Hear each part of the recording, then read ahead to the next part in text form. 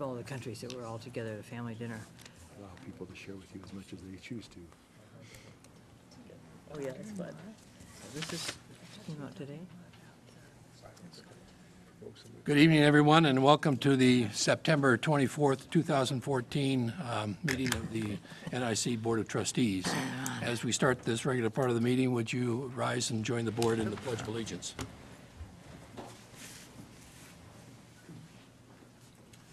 I pledge allegiance to the flag of the United States of America and to the republic for which it stands, one nation, under God, indivisible, with liberty and justice for all.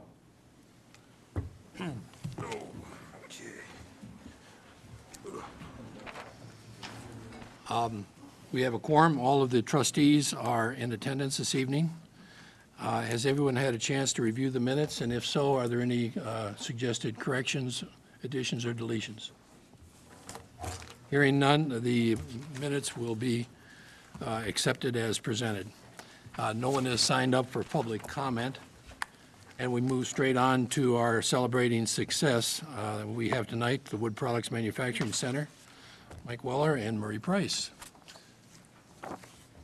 We started this time limit thing the last meeting, trying to make sure that we move these along, and I felt a little bad about it because we were putting everybody into a position of trying to squeeze up maybe more than they wanted to say more and they couldn't. So I asked everybody to sort of give us an estimate of what their time limit might be.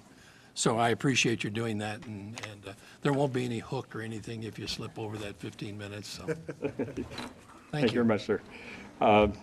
Chairman of the board, board members, and distinguished guests, thank you for the opportunity to address the board and celebrate our success that we've had so far. My name is Michael Weller. I am the program coordinator for the Wood Products Manufacturing Center of Excellence. I'm joined tonight by Marie Price, the director of Workforce Training Center. And I've been the program coordinator since the 1st of January, 2014. And when I first saw the advertisement out there, my background in the military is a instructor, curriculum developer, program manager. And then after the military, I took a position working in most of our industry partner mills as a traveling millwright, and the combined experience that I'd gained made me a great fit for this position. Before I move on, just to kind of celebrate our success, the gentleman there on the right there is Jim McElwain. He's currently in our SOJT class out at the Workforce Training Center this week, so kind of wanted to highlight him a little bit.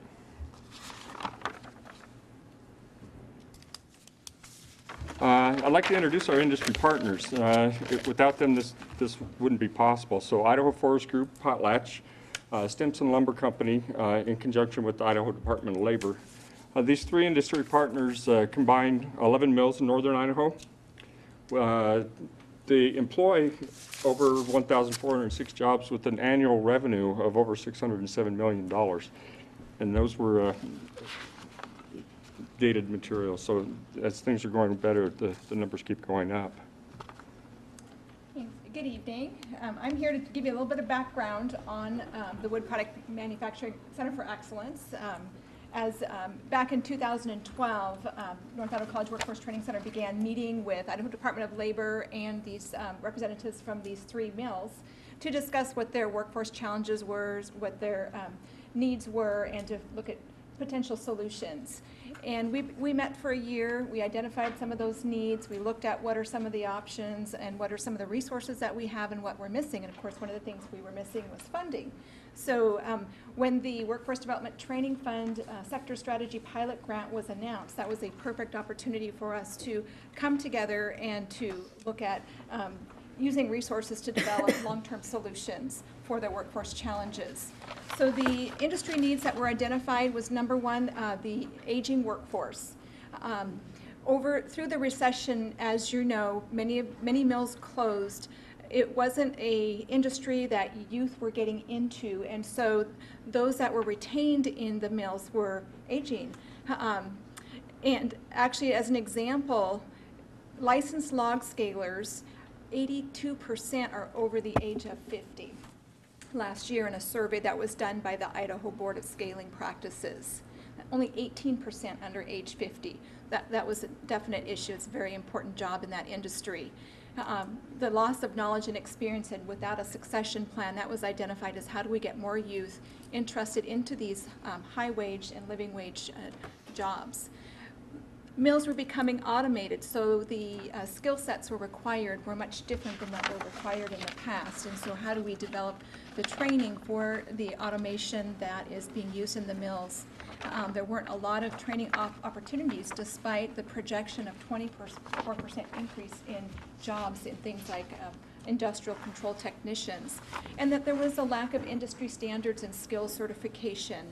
And additionally, challenges to getting training was these mills are located in rural areas as far away as Moyie Springs, which is in Boundary County, all the way over to Laclede and even down into Grangeville. So how do we get these mills together to do training in a cost-effective manner? And additionally, for another item was the log scaling state licensing, very low pass rates, 35% for the next exam. So trying to get people into that industry, or into licensing, was a challenge. So we were applied for a grant and were funded. We were one of 3 colleges in Idaho that were funded last fall. The other 2 were Boise State University for their computer science degree, and then Idaho State University for a physician's assistant lab. So we were very fortunate. We were the only community college in Idaho that was funded for this first round of workforce development training funds. We received $281,000 from Idaho Department of Labor Workforce Development Training Fund, and then over $93,000 from our industry partners. This grant did require a 25% partner match, and so we are grateful for our partners for stepping up and participating in that. Our goals were to put 115% participants in to 11 courses over 2 years and 3 skill areas, to provide them with industry recognized credentials and training, and then job advancement into living wage jobs. And the 4 areas, or actually the 3 job skill areas that we focused on was the log scaling, the state licensing, the programmable logic controllers for industrial control technicians, and then saw filings for the saw filers. And then undergirding that is structured on-the-job training, which is a method of training that teaches these managers and leads in the facility how to train others. So it's like a very specific train the trainer. And I just want to recognize and thank our industry partners, because without them we couldn't be here. They've not only contributed the funds, but they've also contributed their time, their talent, and this truly is an industry-led partnership. And they're the ones that are telling us what to do, how to do it, what kind of outcomes they want, and then we deliver. So the first skill that we identified was the log scaling. This was a course that was offered at the Workforce Training Center in the past. It was becoming outdated. It was difficult to fill these courses due to the fact that most of these people were already currently employed. It was very expensive to bring them down for a 6-week training course, and then once they actually had their license, they were difficult to keep. They became a hot commodity at that time. So the log scales are unique in they are the only 2 states in the nation that require a log scaling license to actually practice their job. They are a very important position in the company, as they are the first line, or they are responsible for all the purchasing of the raw materials that come into the mill itself. And they are also required by law to be accurate for both the buyer and the seller in that transaction. But what the grant did is it allowed us to take the course that we had in the past that we'd given in-house and update that with the latest regulations that the Idaho Board of Scaling Practice had adopted, and then put that into a web-based format, and then for the academic learning portion of that course, and then combine that with the on-site learn and earn job training from the experienced log scalers that were in the mills themselves, and conduct the course at these remote locations. And we had students everywhere from Moyie Springs clear down to Grangeville for the first time through. We had 11 participants. We'd only expected to have 6, but due to the web-based format, we were able to offer it to many more people.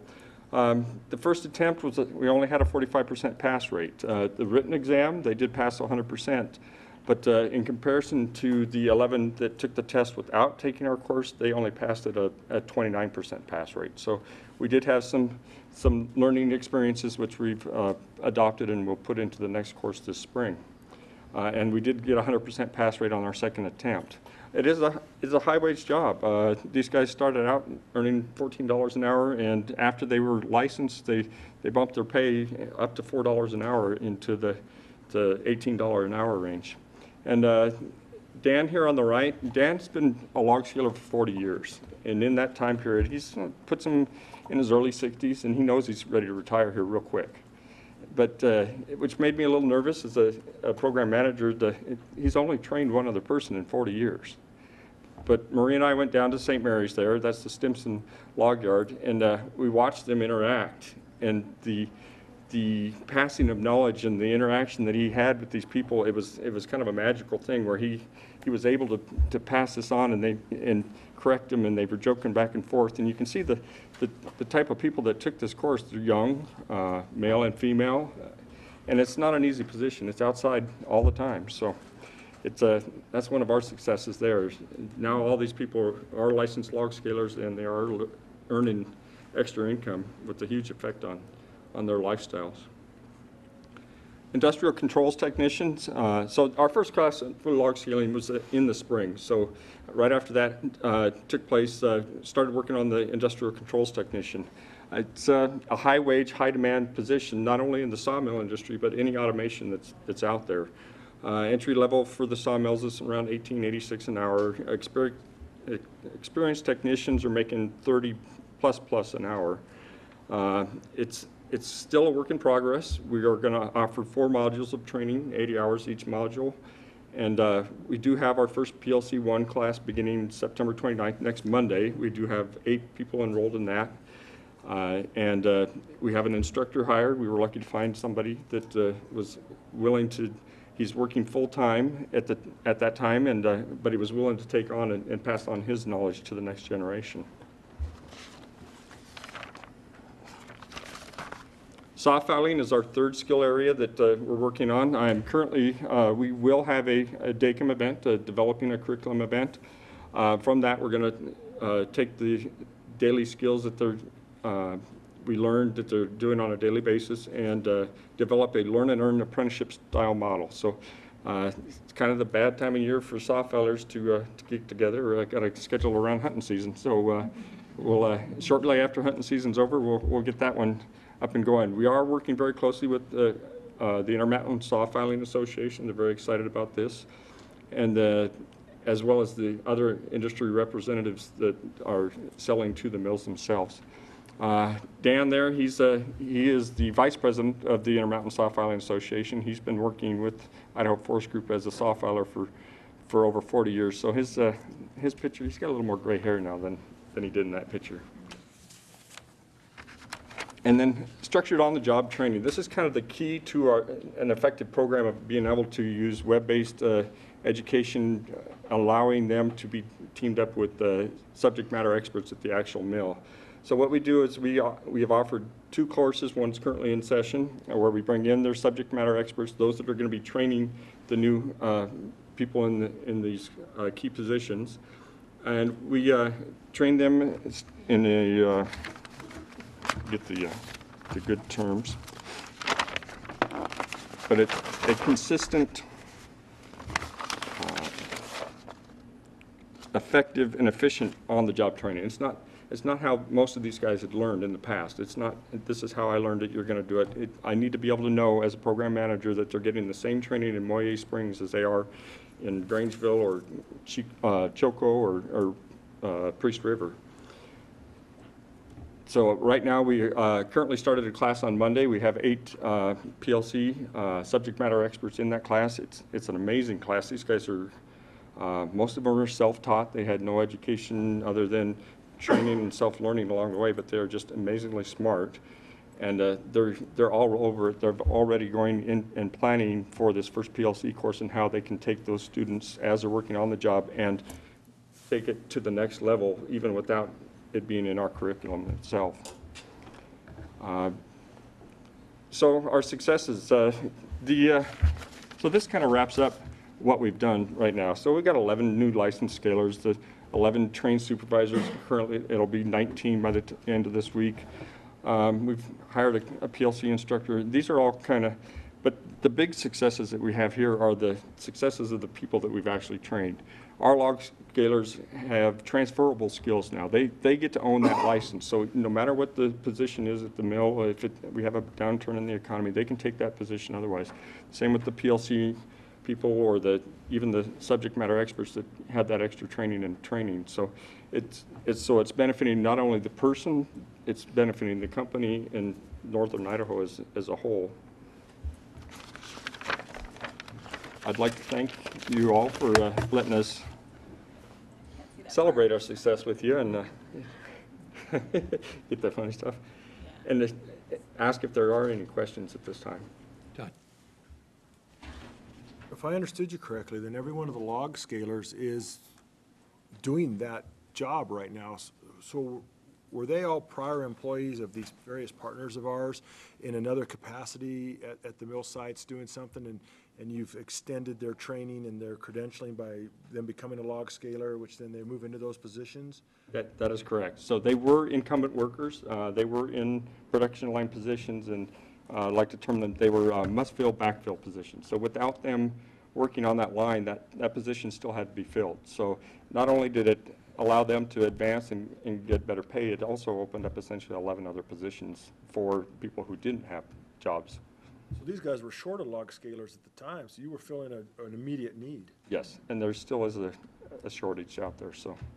You said you got 8 more coming online here? There'll be 8 more subject matter experts trained by the end of this week, but those are in the programmable logic controls. Our next log scaling course will be in the spring during what they term as spring breakup, where they have kind of a slower time.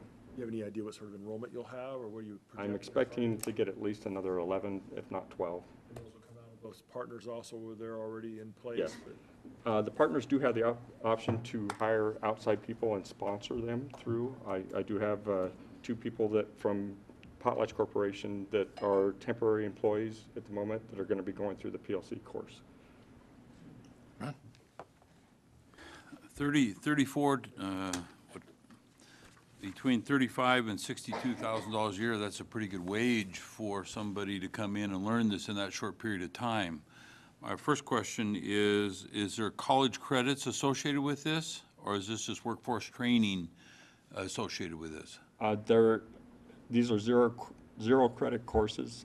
They do get credentials or a certificate of completion for the courses. Or in the case of the log scalers, they had to pass the log scaling exam. That's awesome. And one of the things that we need to do, Michael, is we have to drive that information to our governor and to our director of labor, as these were skilled jobs that were trained for without a college credit.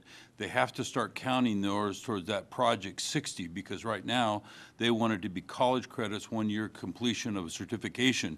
You've proven that you could make up to $62,000 and do this in the short window. Follow-up question to that, Michael, is $281,000 worth of grant money. What happens when that grant money runs out? How do you sustain this afterwards?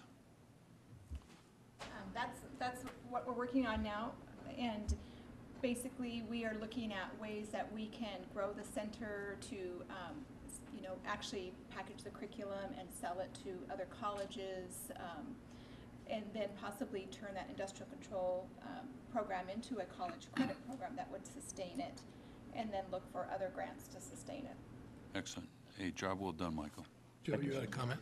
Yeah, just in response to Trustee Nielsen's comment, about 3 weeks ago, Marie and Michael came down to the Workforce Development Council and made a presentation there. And the Director of Labor and Commerce, both Sayer and Edmonds, were there for the presentation. So the word has been getting out. Any other questions or comments? Before you sit down, I have a question. How successful are we in filling up the slots that you have available? Everything getting filled up, or are you having a rough time finding candidates? What's the story? It's always a challenge with these, some of these people. We do have the capability for like the structured on-the-job training for 12 students in that class. We did have some difficulty with some of these, since they are in such high demand, and overseeing, there were a couple that got pulled out last minute for projects that they were dealing with the Rockwell technicians that they could only get at that time period. The classes themselves, we were only slated to have 6 in the log scaling and cohorts of 8 for the programmable logic control. So we've been able to fill those positions to capacity or above. So One of your first slides indicated 116 or something like that was an anticipated enrollment level. What does that reflect? If you're talking about Combination of all three, so the soft filing, and we're going to have several classes of PLC next year. So we're launching our first one this year, and then we're going to have basic, intermediate, and if we're able to get an instructor, advanced. One of the challenges with the programmable controllers is that the technicians are in such high demand. They're so sought after, recruited, that it's really difficult to find someone to teach the high level. In fact, Stimson lost their top 2 people last month to another company, and they just go. And so we tried to find local people to teach. We found one for the basic and intermediate, but they can make a lot more than we can pay them elsewhere. So it's really hard to find someone to teach the advanced courses. Joe? At the last Workforce Development Council meeting, we did approve funding for this next year for these industry sector grants to the tune of $1 and up to $2 million. And so there will be more of these industry sector grants awarded for this next year, and I'm sure Marie will be right on top of that. Judy? Industry partners willing to Yep. come together and put in 25% over a workforce need that is identified in an industry sector. Judy? A follow-up question on your struggle for staff, faculty to teach this. Using the web-based, does that help when you find somebody good to share throughout the region? But that would do the book learning. Do you still need those hands-on situations, lab, clinic, whatever you call it, which means that teacher would either need to travel to the various sites? How do you do that? Thank you for asking that question. That's why we have the hybrid learning. So the online, as Michael was mentioning too, and even in the PLC program, we have part of it's online. So we have the instructor that's doing the theory. Yep. And then the structured on-the-job training is to teach the leads in each of the mills to then take that individual that's going back into the workforce and lead them through structured tasks that are related to the learning that's going on online. So to answer your question too, one of the solutions we're looking at is finding someone out of the area that can teach that advanced PLC for us remotely. Thank you. Any other questions? Thank you very, very much for the presentation. thank you. Our next agenda items are the constituent reports, starting out with ASNIC. Richard Fortman.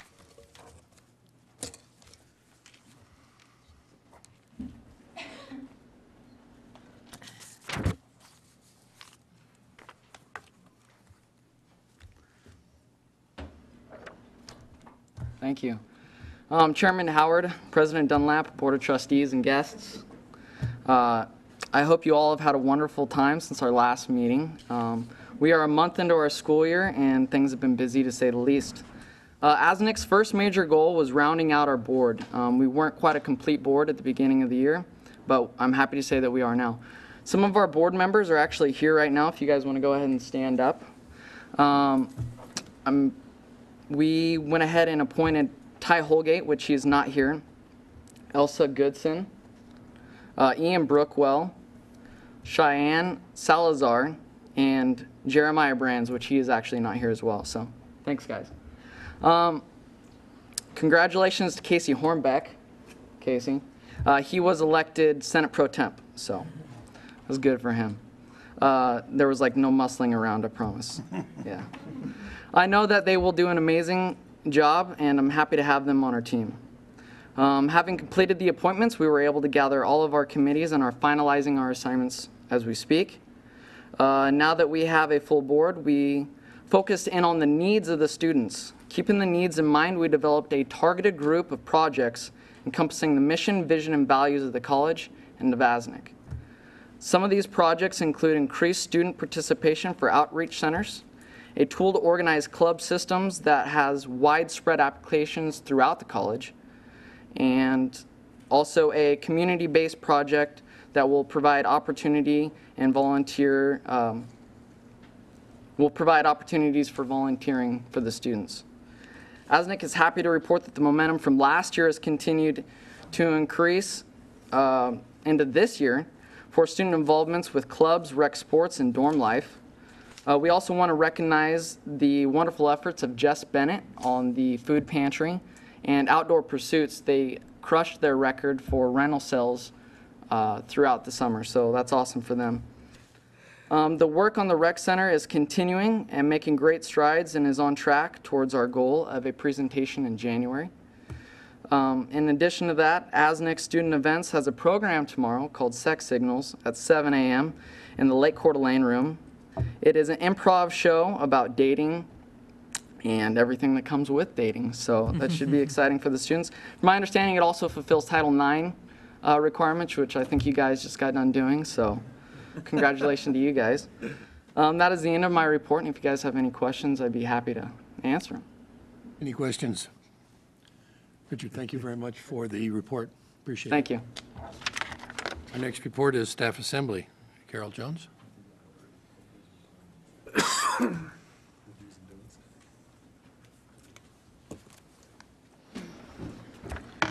Good evening, Chairman Howard, trustees, President Dunlap, and guests. Staff Assembly met for our first regular meeting on September 11th. Vice President Chris Martin was our guest speaker, and he shared with us his enthusiasm for budgeting, cash flow planning, and forecasting. One attendee actually said he made budgeting sound like fun. Erin Norvell from Human Resources was also a guest speaker, and she shared with us the training opportunities that are available through the new EDGE training that HR offers. Jessica Bennett provided us with information on the NIC food pantry, and she mentioned that she was very grateful for the presidential plunge event. It really stocked up the pantry, and she did ask for our support in helping to keep that pantry stocked for the year. Bill McKelver from the Facilities Department gave us an update on our single-stream recycling program. The savings actually come from decreasing our landfill fees. And he had estimated that we had saved $90,000 in landfill disposal costs over the 2 years that we have been participating in that program. I'm currently working with staff committee vacancies for the upcoming year, and we expect that to be finalized by early next week. That concludes my report. Do you have any questions? Any questions or comments? We're moving right along tonight, aren't we? Thank you very much. Thank you. Our next report is from Faculty Assembly. Aaron Davis.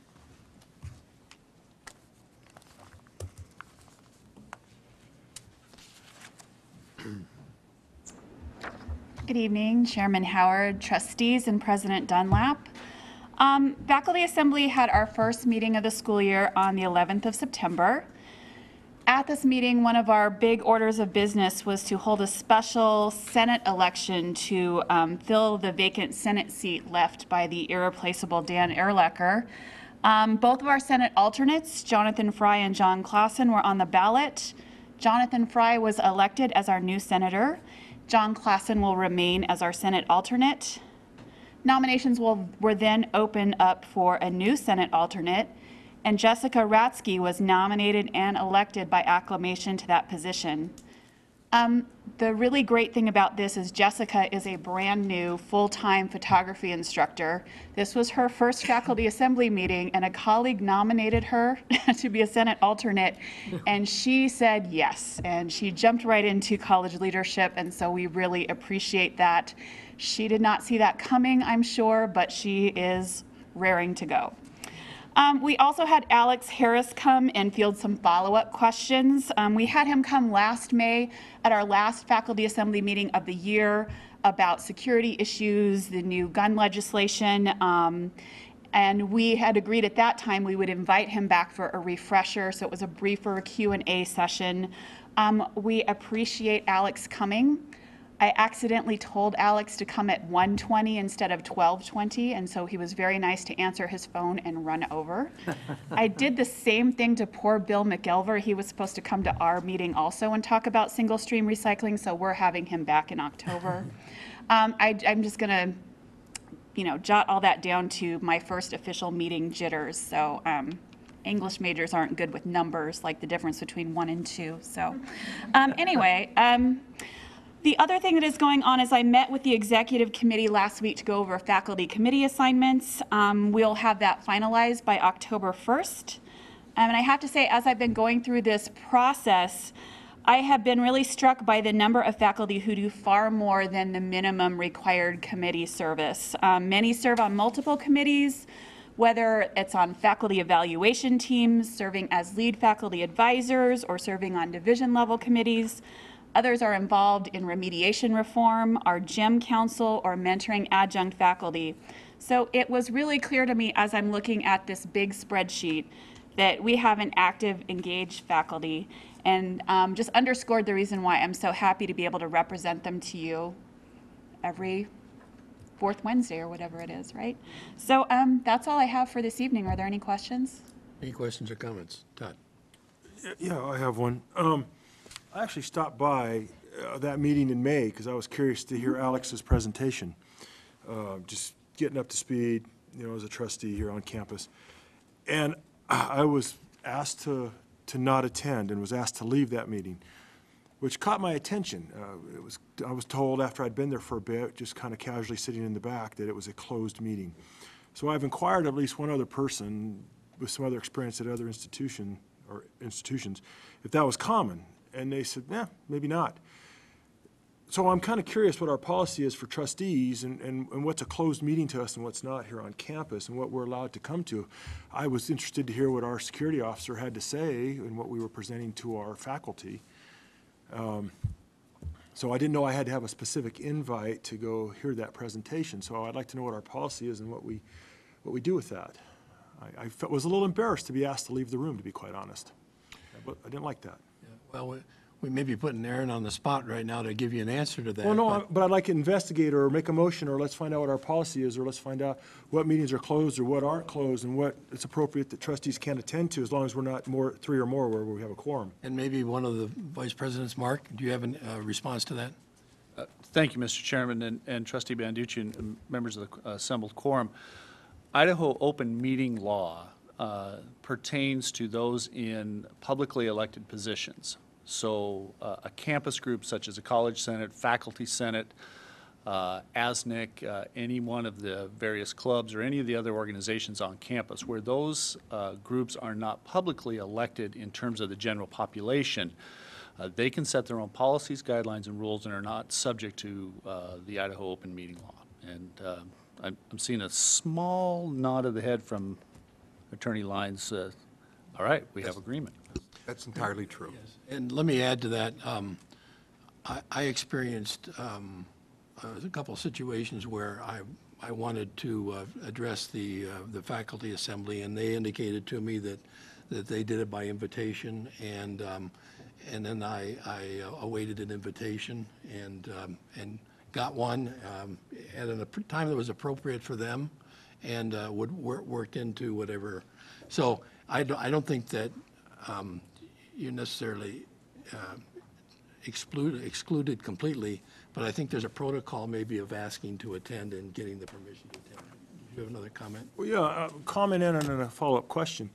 One is, I know what the Supreme Court and what some of the rulings have been regarding clubs and exclusivity, and even questions about how you can limit the officers of a club. There's been some Christian clubs where someone's come in and said, I'm not a Christian, but they want to be an officer. So a lot of those clubs are more open than that, or have to be, and even in their membership. So to exclude somebody from attending, that's an extension of that. But secondly, then I'd like to know what the conventional practices at the other sister institutions. Are we the only one that closes those, or are they closed at CSI, closed at CWI? My understanding is maybe they weren't. Maybe I was incorrect. Well, does anyone have an answer to that? I mean, if not, we can probably look into it and try and find out if there's other. But I must confess, I think this institution has a right to set its own rules with regard to the constituencies that exist here, irrespective of what other people, what other institutions do. So let's review it. That's what I'm asking. Graydon, do you have an experience at CSI? And my experience from my years there, Mr. Chairman, Trustees, President Dunlap, was that that meeting is not exclusive. The Faculty Senate meeting at CSI and other people were welcome to attend without invitation there. Okay. May I respond? Sure. Chairman Howard, Trustee Banducci. I was one of the people who asked you to leave, and I did feel very bad that that was our first encounter, right? I got to meet you, say nice to meet you, and ask you to leave. So I did feel bad about that. Actually, I don't have a copy of our Faculty Assembly Constitution and bylaws, but it is clear that the Faculty Assembly does exist for the welfare of the faculty, and so that faculty can discuss issues of concern to faculty. It's my understanding that has been an understood practice that if President's Cabinet or trustees wanted to attend, that they would contact the chair and ask to attend or to be put on the agenda. I know that has been the case in the past couple of years when Dr. Dunlap and Dr. Burns have attended. And so that is something that we are looking about clarifying in our bylaws. I think it is there, but we're going to spell it out more carefully. That's one of the things I'll be looking at in the next couple of months. I've also consulted with some of our faculty members who are attorneys, and their general advice to me was it doesn't look like the open meeting laws apply to us. So that is something that I have been conscious of and cognizant of since when we met in May. Mr. Chair? Yes. If Christie. I may. Mr. Banducci, Todd, you know, is this okay? It doesn't seem like it's on. You're just speaking to me across the room. All right. You know, I belong to an employee-affiliated group outside of just my employment with the city. I'm a part of a group just like Senate and faculty. And we're very similar in that regard, that our meetings are not open to just anybody to attend. It's not meant to be offensive. It is just as she explained, the business is there to serve us, not anybody else. And so if let's say a city councilman decided to stop by, we would probably say, thank you for stopping by. We'll invite you if you want to come back, possibly at a date we all agree to. And then they would be there to specifically talk about what they wanted to talk about briefly, and then they would leave because we have business to attend to. I wasn't there to talk. Right. We wouldn't invite them in to listen. And that's not meant to be offensive. It's the group is designed for one purpose and not to be an open forum to everybody. It's only for our purpose. So when she tells me that, I identify with it very well. And I know you work in the private sector. That's always been the difference between public and private sector. When I was in the military, we still had open meetings. We never had, so that'd be my version of the public sector. But I'm in an employee-affiliated group, and that's different from my employment. Okay. Is it okay Any if other I'm sorry, is it okay if I clarify a couple Sure. of things? So we are not a faculty senate, we are a faculty assembly. We do not pass policy in our body. We simply advise our senators. We exist to discuss matters of concern to faculty.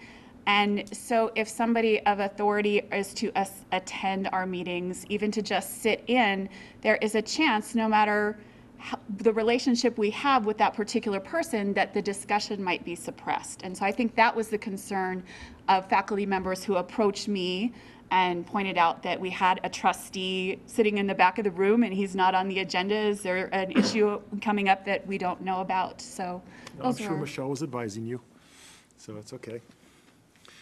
Thank you very much, and thank you for the explanation. I appreciate it very much, Erin. Thank you. Any other questions or comments? Thank you. Next is Chantel Black from Senate. Good evening, Chairman Howard, Board of Trustees, and President Dunlap, and all of our guests.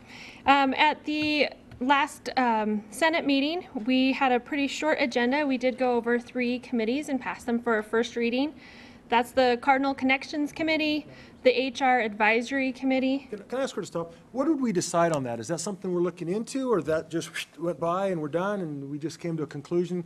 Christie said what she said, which is fine. And then she sat down and, so did we have an action? Is that something we're investigating? Do we see the policy? Is that it? We just stay as we are? I'm sorry, I didn't feel the issue was settled and all of a sudden we moved. Well, I asked if there were any more questions. Well, I and didn't have a question. I was waiting to see. There was no motion. Directive. There's no action being taken because there was no motion to do anything. Okay. I'm sorry for the interruption. And so in addition to the Cardinal Connections Committee, we also looked at the HR Advisory Committee and the E-Learning Advisory Council Committee as well. And again, all 3 of those were passed for a first reading. And then otherwise, we are expecting to have a lot of policies coming our way from President's Cabinet as they're going to continue their review this year. That's the end of my report. Are there any questions? Questions? Thank you very much. Appreciate that. And let me say, with regard to the reports from all the constituents, these reports really become important to us because it helps us as trustees understand what's happening in the college, on the college campus.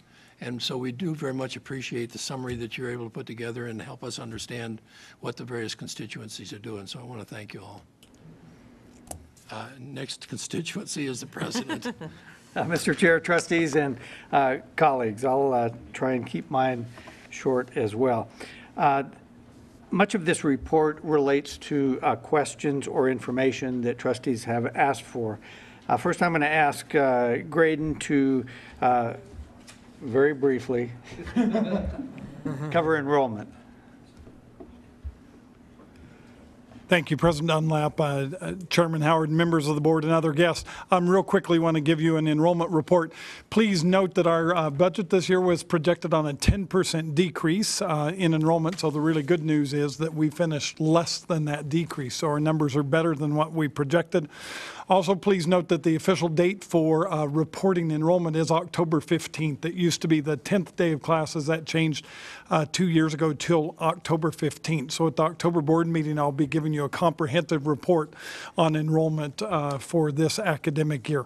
To date, we are, in terms of FTE, we are 8.99% down.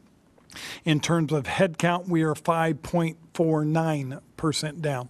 So while both of them are decreases, not to the level that we anticipated when we were budgeting, and any change that occurs between now and October 15th, we anticipate will be to our favor as we still will be enrolling some dual credit students. So I'll give you a more comprehensive report at the October board meeting, but that's where we stand currently. Looks like the ad drop date didn't really hurt us too much. You had said you didn't expect much of an impact from that. Trustee Banducci, Chairman Howard, and other trustees, that's exactly right. In fact, our staff worked very hard from the business office through student services instruction and had a comprehensive effort to work with students to get them in here to pay their bill. And I think we're very successful to that end at reducing those numbers, so it had very little impact. Mark, I'm going to call on Mark to talk about the joint use facility. And the reason Mark has been standing is he threw his back out at the scholarship golf tournament last Friday and has gone through massage, acupuncture, and chiropractic work. And so hopefully he's feeling better. Talk about a handicap. Thank you, Mr. President. And members of the board,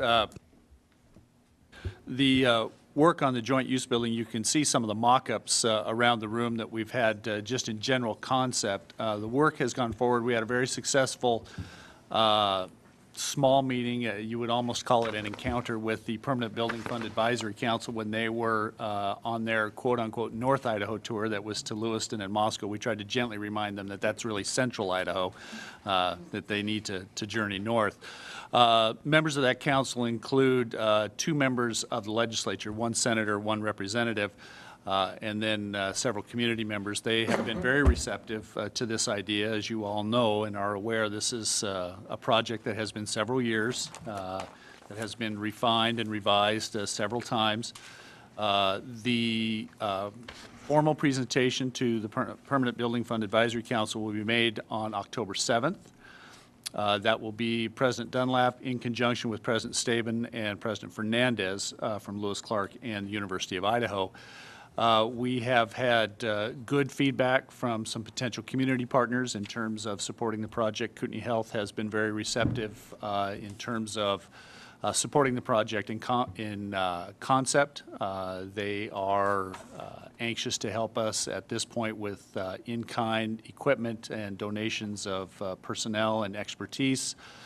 We have ongoing conversations with some of the other community partners that may be able to help us in that effort. So the work is moving forward, and it is progressing nicely. I just would say, as just for the record, we will not know for sure if we are successful until the Division of Public Works, DPW's budget is passed and signed, which would be late March towards the end of the legislature. So we'll make our presentation. It will go before the legislature for funding, and until it's signed, it's never a done deal. If they were to fund it, and we're hopeful, those funds would become available July 1.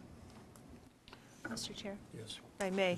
Under this topic, Mr. Chair, I'd like to make a motion to have board liaison to the Joint Use Facility Committee. I'd like to nominate myself and Trustee Banducci. Do I have a second? Well, you can second. I will second that. I had marked down here appointment of trustees to committees as an item. Where do you have this? It didn't show up on here, but that's all right. We can handle it now. That's fine. Okay, thank you. Is there any discussion on the motion? It's been seconded. Repeat the motion again.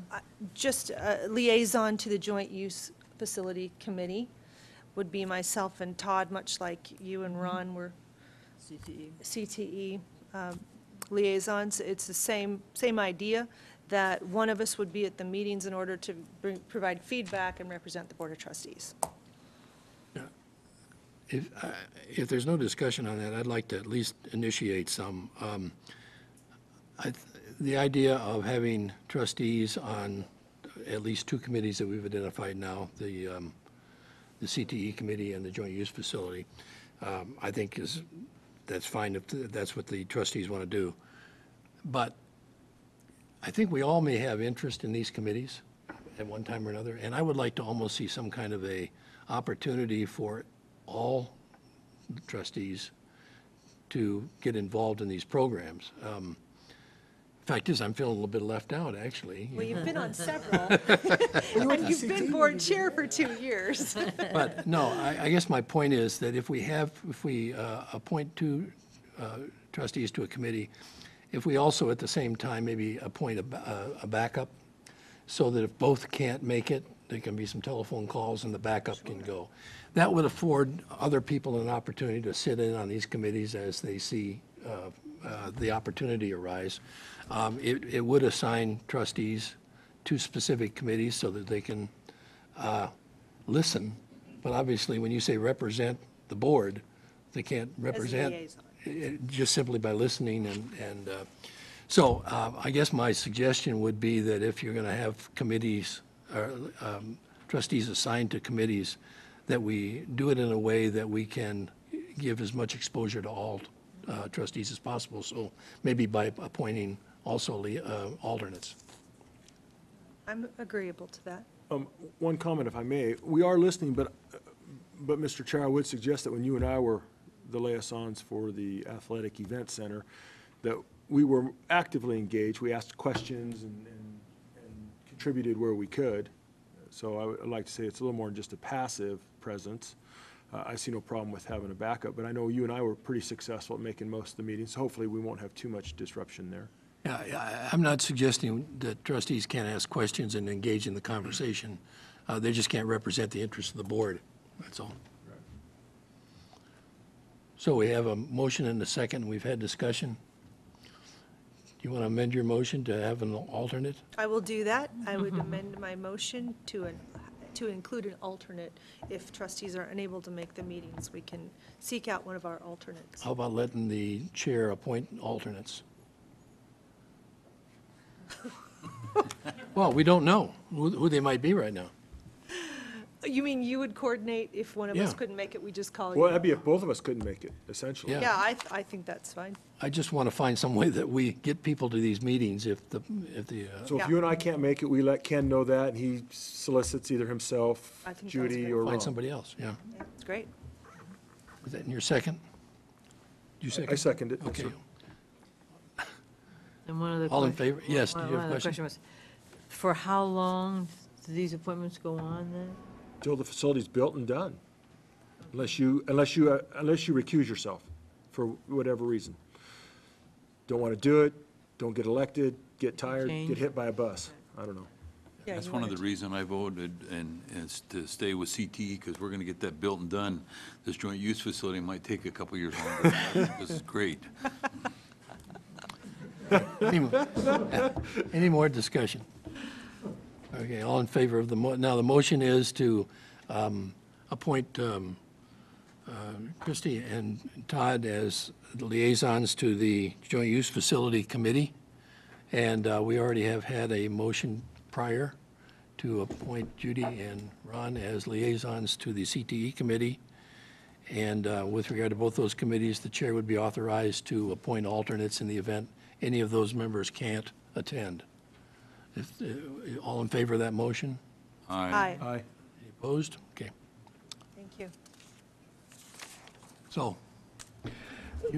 Thank you, Mr. Chair. I'm going to ask Chris Martin to provide a brief update on the CTE facility progress. Chairman Howard and trustees, I'm happy to provide an update on where we are with the CTE facility. We are starting this project. As you're aware, this was a very quick timeline. We had the initial qualification meeting, and that resulted in 6 firms submitting RFQs. And of those firms, we had a broad range of firms, quality firms, both local and regional. I want to thank the board members who served on that committee, as well as our community members who are part of that evaluation process. Our goal is to narrow that down to no more than 3 firms for an on-site interview, make the selection from there, with the desire to issue notice to proceed in the month of October. Saw the list of questions that you had received from the various groups that are looking to bid on this, and then some of the responses that you guys provided. How was that received? Were we able to answer their inquiries sufficiently, adequately, that they feel comfortable moving forward to that next We phase? received the majority of the questions prior to the RFQ meeting, Okay. which was very helpful. So we were able to provide further clarification at the RFQ meeting that we held. Okay. And of that, I believe everyone was satisfied with the response they received to their questions. Very good. Thank you.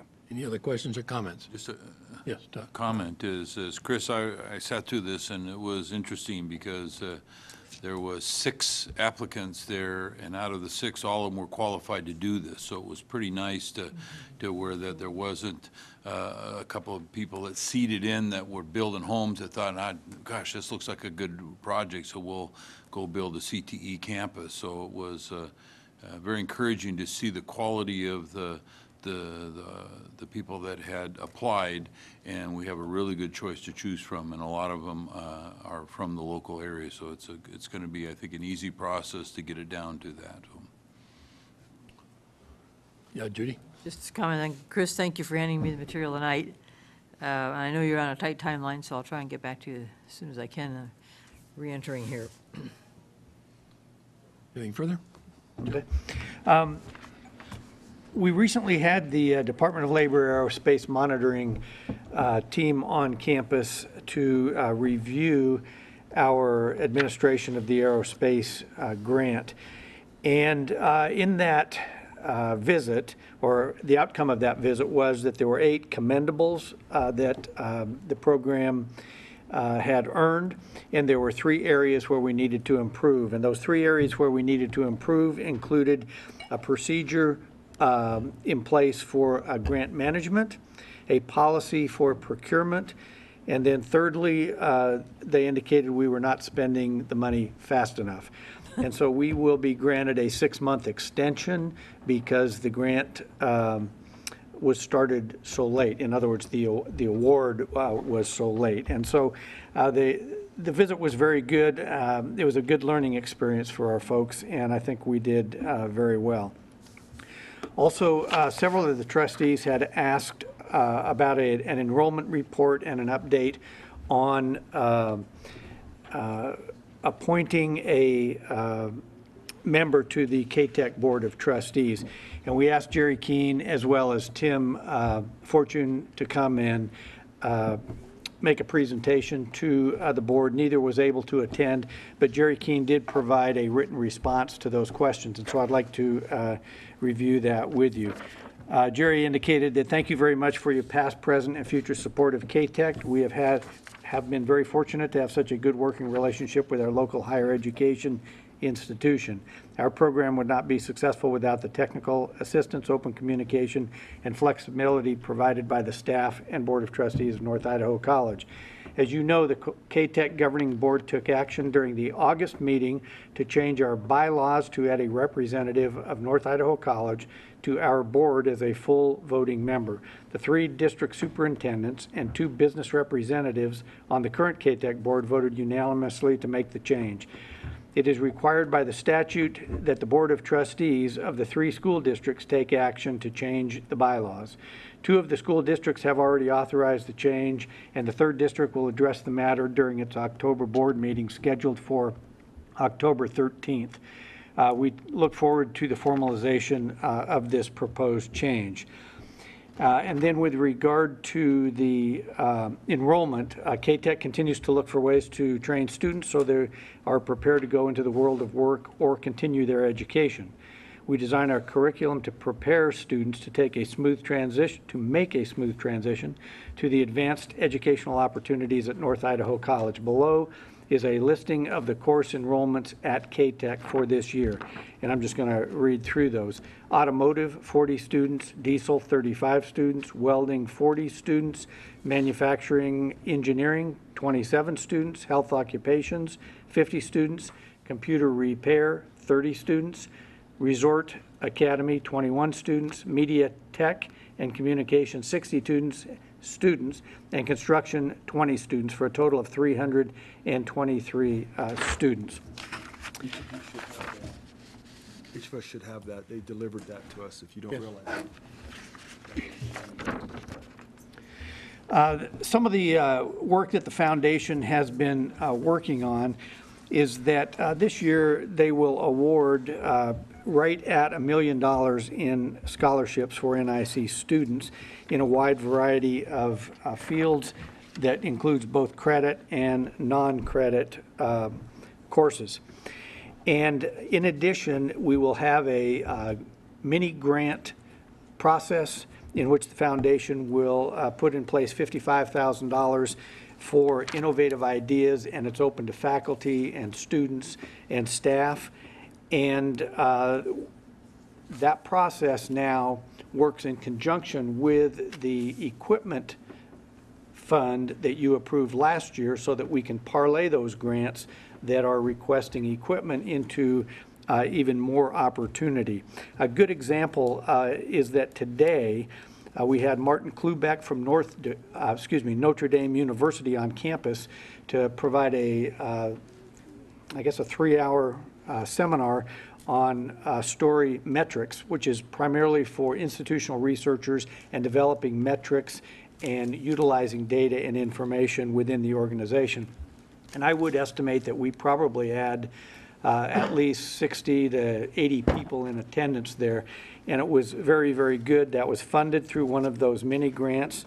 Shannon was one of the authors of that grant, and so that went very well. I've mentioned before that we have also submitted a $6.4 million grant to the Department of Labor for healthcare programs in conjunction with ISU, ITech, and Lewis Clark State College. There is 1 week left in the fiscal year, the federal fiscal year, and no announcements have been made yet.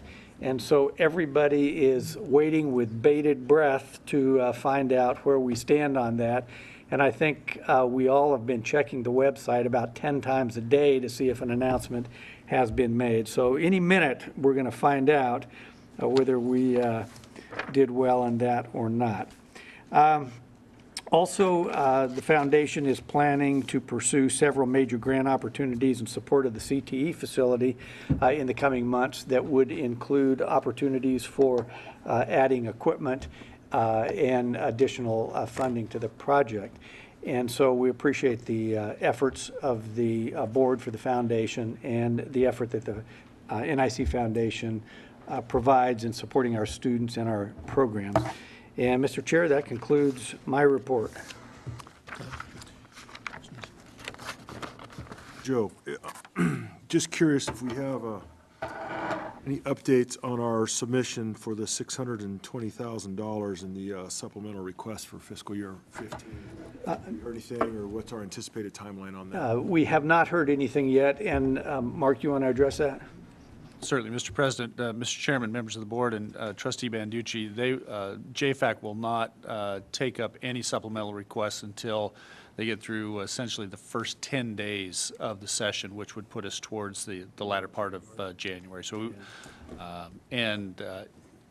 supplemental requests are generally dealt with after what they call paying the bills, which comes from fire suppression, and then some of the transfer funds that go, for example, on the K-12 side, that when enrollments come in from the K-12 districts, they have to transfer money back and forth. And so whatever surplus might be in the general fund now, all that has to be done before they'll consider any supplemental requests. Follow-on question. As we've attended Education Week, or myself the last couple years, us as a board, when JFAC looks at that, is that going to be timed, that you think that'll be before we're down there or after? In other words, will we have a chance to speak to that or address that at all while we're down there as part of Joe's presentations or all the various other things we'll be doing? Mr. Chairman and Trustee Banducci, no idea, but my best estimate would be is no, we would not have an opportunity. Supplementals are dealt with when they get to them. They're very prescriptive on what they want to hear from the President during his annual report to JFAC, and it does not include supplementals. Christie? Yeah, thank you, Mr. Chair. Joe, this letter that you read from K-Tech, this is just so significant. It truly is. And Ron, I hope you'll take back to your board of directors how pleased we are, at least certainly me, to have this letter. I can think back just 3 years ago when this is exactly where we wanted to be in a partnership. And now we're here. And I think it has an awful lot to do with the fact that Ron's on our board. We have this communication going back and forth. Joe, you've been doing a lot of outreach with K-Tech. And I'm just so pleased that we've come this far. This is a wonderful letter. And if you would just pass that on, thank you. Ron? I second that. One of the things I wanted to discuss, Joe, is we've had this ongoing discussion now for a couple years, and what's interesting is we all agree, all 3 community colleges and all 3 universities agree that we need to change our name to CTE. I'd like to see us, we keep talking about this, nobody's calling it PT anymore, and Mike Rush is probably getting upset because he's the one that carries this proud banner that he called it PTE, and to be in compliance with the other 49 states. I was in Tulsa, Oklahoma, and visited Tulsa Tech and Central Tech, graduated 26,500 students last year. 96.2% got jobs. I mean, incredible statistic. And when you get talking to them on the campus, you talk about PTE, they always, what? No, sorry, CTE. So I think that we probably, and I don't know how we do this, maybe you could come up with a solution, but maybe it's a board motion where we direct you to write a letter and to join this consortium of community colleges to lead this discussion, to drag in the 3 higher education institutions, and we stand together as a continued education, career and technical group to say we want to join the forces of the other 49 states and to do that. Any suggestions how we could do that? Trustee Nielsen, yes, we've got a meeting, Trustee Ken, Trustee Howard and myself, with the other 2 community colleges later in the month. And that would be a good opportunity to raise that question. And assuming that we can convince them to sign on, then I think we could go to the 3 universities that have career and technical programs and address that with them as well. In relation to that and CTE funding in this state, you were at the the Chamber Legislative meeting the other day, and I had the opportunity to speak about the funding of CTE within Idaho, and the fact that over the last 10 years there has been no appreciable increase in funding, and yet enrollment over the last 10 years has increased by 46%. And so when the cry goes out that we need to put people to work, we need to support economic development, the legislature has not, in my editorial view, done their job in terms of supporting the institutions that are responsible for providing that education and training. So I think there's some opportunity. We also have a new director for the Career and Technical Office, and he seems, at least at this point, very receptive to listening and embracing suggested changes.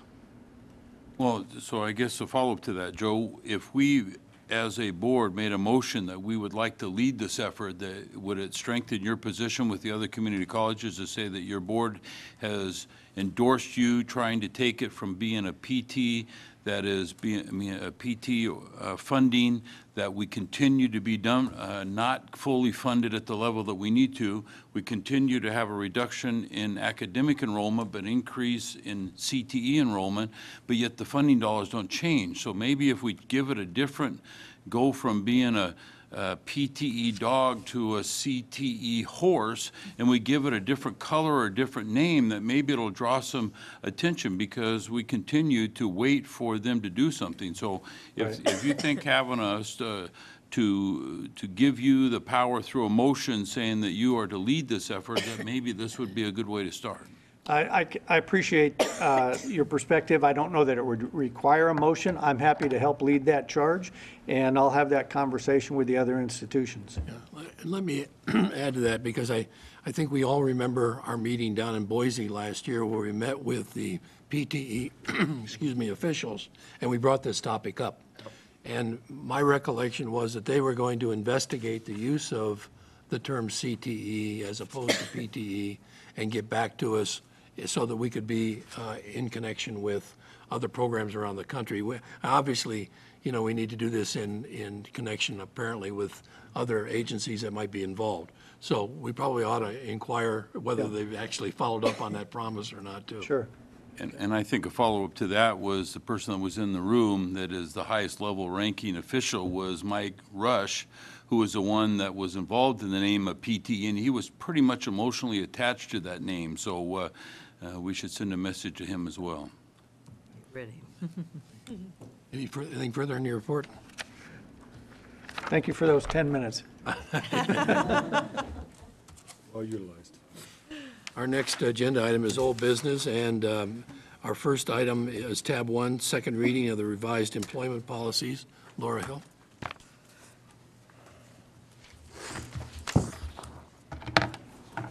Chairman Howard, trustees, and President Dunlap, I'm happy to answer any questions on any of the employment policies that you have in front of you. Mr. Chair. I do have questions. Okay. I just have to find my spot. And one. Yeah, tab 1, Laura, policy 3.02.05, which is page,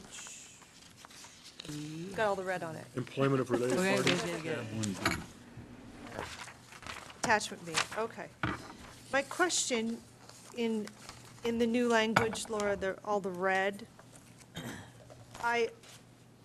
there's just one sentence that jumped out at me, and it was almost at the bottom. I understand the reason behind the policy and why we have policies like these, but it looked punitive toward the bottom here. If you have some sort of relationship, whether it's marriage, family, whatever it may be, or a dating relationship is what I took this to be, that some of the actions that could be taken by the college without limitation, transferring related parties to different positions, changing their job duties, and/or terminating one or both parties from employment. That seemed fairly harsh. Now, I have talked to President Dunlap about this, and he explained that that is just an option. It's probably not the course of action, but it seems to be fairly harsh to have in policy. So I'm curious what the ideas were behind that from all committees involved. Sure. You probably would never get to the point of terminating employees because you'd give them other opportunities to work in other jobs within the organization before you got to that point. But if you had two people who were reporting to each other, who are causing duress within the department or difficult working environment for the rest of the people in the department, and you ask them to separate or you give them opportunities to move to another position and one or the other or both refuse, then you have to step in and have some sort of action that holds some accountability so you can maintain the work environment. Well, that is a very good explanation. Thank you. Todd? Quick question, and maybe this is obvious, and I'm not getting it, or maybe I'm getting it. This is to apply for both those that are already employed and then maybe strike up a relationship and date and marry or stuff like that. But also if somebody's already working here and then someone else was to apply. So say someone here is a senior faculty person and their son or daughter is just graduated from college and wanted to apply for a teaching position, then we just have to make sure there's no undue influence in the chain of command and that sort of thing. So it's both people already maybe being here or whatever, and or bringing on somebody new. So it applies in both circumstances. Yes. Between the last meeting and this meeting, I had asked Mr. Lyons to review these proposed policy changes, and we have 3 of them here on this particular tab. Have you had a chance to review them, and do you have any comments with regard to them? Yeah, I have, Chairman Howard. I want to make a couple of points. I understand the need to try to make these consistent, and that this job, I think, was well done. It's gone through, people have looked at it and approved it. But in thinking about looking at it, I have 2 points. One is the change on 3.02.06 and 0.07 of, to use the word are classified to non-faculty. First point is, we have a number of policies that relate to similar subjects that address tenured faculty. So I'm wondering whether we should consider having non-tenured faculty included in these policies, because I just make a quick look and I sort of struggle to find that non-tenured faculty are covered under these subject areas. The other point was that the definition on 3.02.07 of termination also now would include non-renewal of annual contracts. And I simply point this out to the board that this is a change from past. As revised, termination and now non-renewal would be for cause and would be grievable. Now, and this may be, there are good reasons for this, but I just want to point out that this is a change from the past where annual contracts do have employees didn't have a right to have them renewed. Now, they typically were renewed, but it was an option for the institution to not renew a contract. So I just want to point out to the board, this is a change. There may be good reasons to bring cause in, and this is a policy matter for the board to at least think about, but I want to throw that out. Mr. Chair. Yes. So, Mr. Lyon, that could end us up in a grievance procedure because Non-renewal the non-renewal. contract, that's, as I review this, that's Yeah. what I included. Okay. So there are 2 issues you raised, one under both policies. Yeah, under both policies about the not addressing non-tenured faculty. Correct. Do you have a response to that? Is there some reason why non-tenured faculty is not included in these rules? Well, I would have to go back and take a look at the policies again, just to make sure that the policies as they're written don't cover both non-tenured and tenured faculty, because I'm not really sure about that off the top of my head. The point in changing this from classified to non-faculty employees was merely that classified employees are our non-exempt employees or our hourly employees. And this policy was only written to apply to classified employees, and we have a heck of a lot of non-exempt employees who are professionals as well as faculty here. So the point was really to broaden the scope of the policy to include exempt staff as well as non-exempt staff. But I would have to go back and really take a look and see if we how many policies we have that are specific just to non-tenured staff and tenured staff. So it might be of some value to table this and give you an opportunity to go back and look at that. Yes. You're on.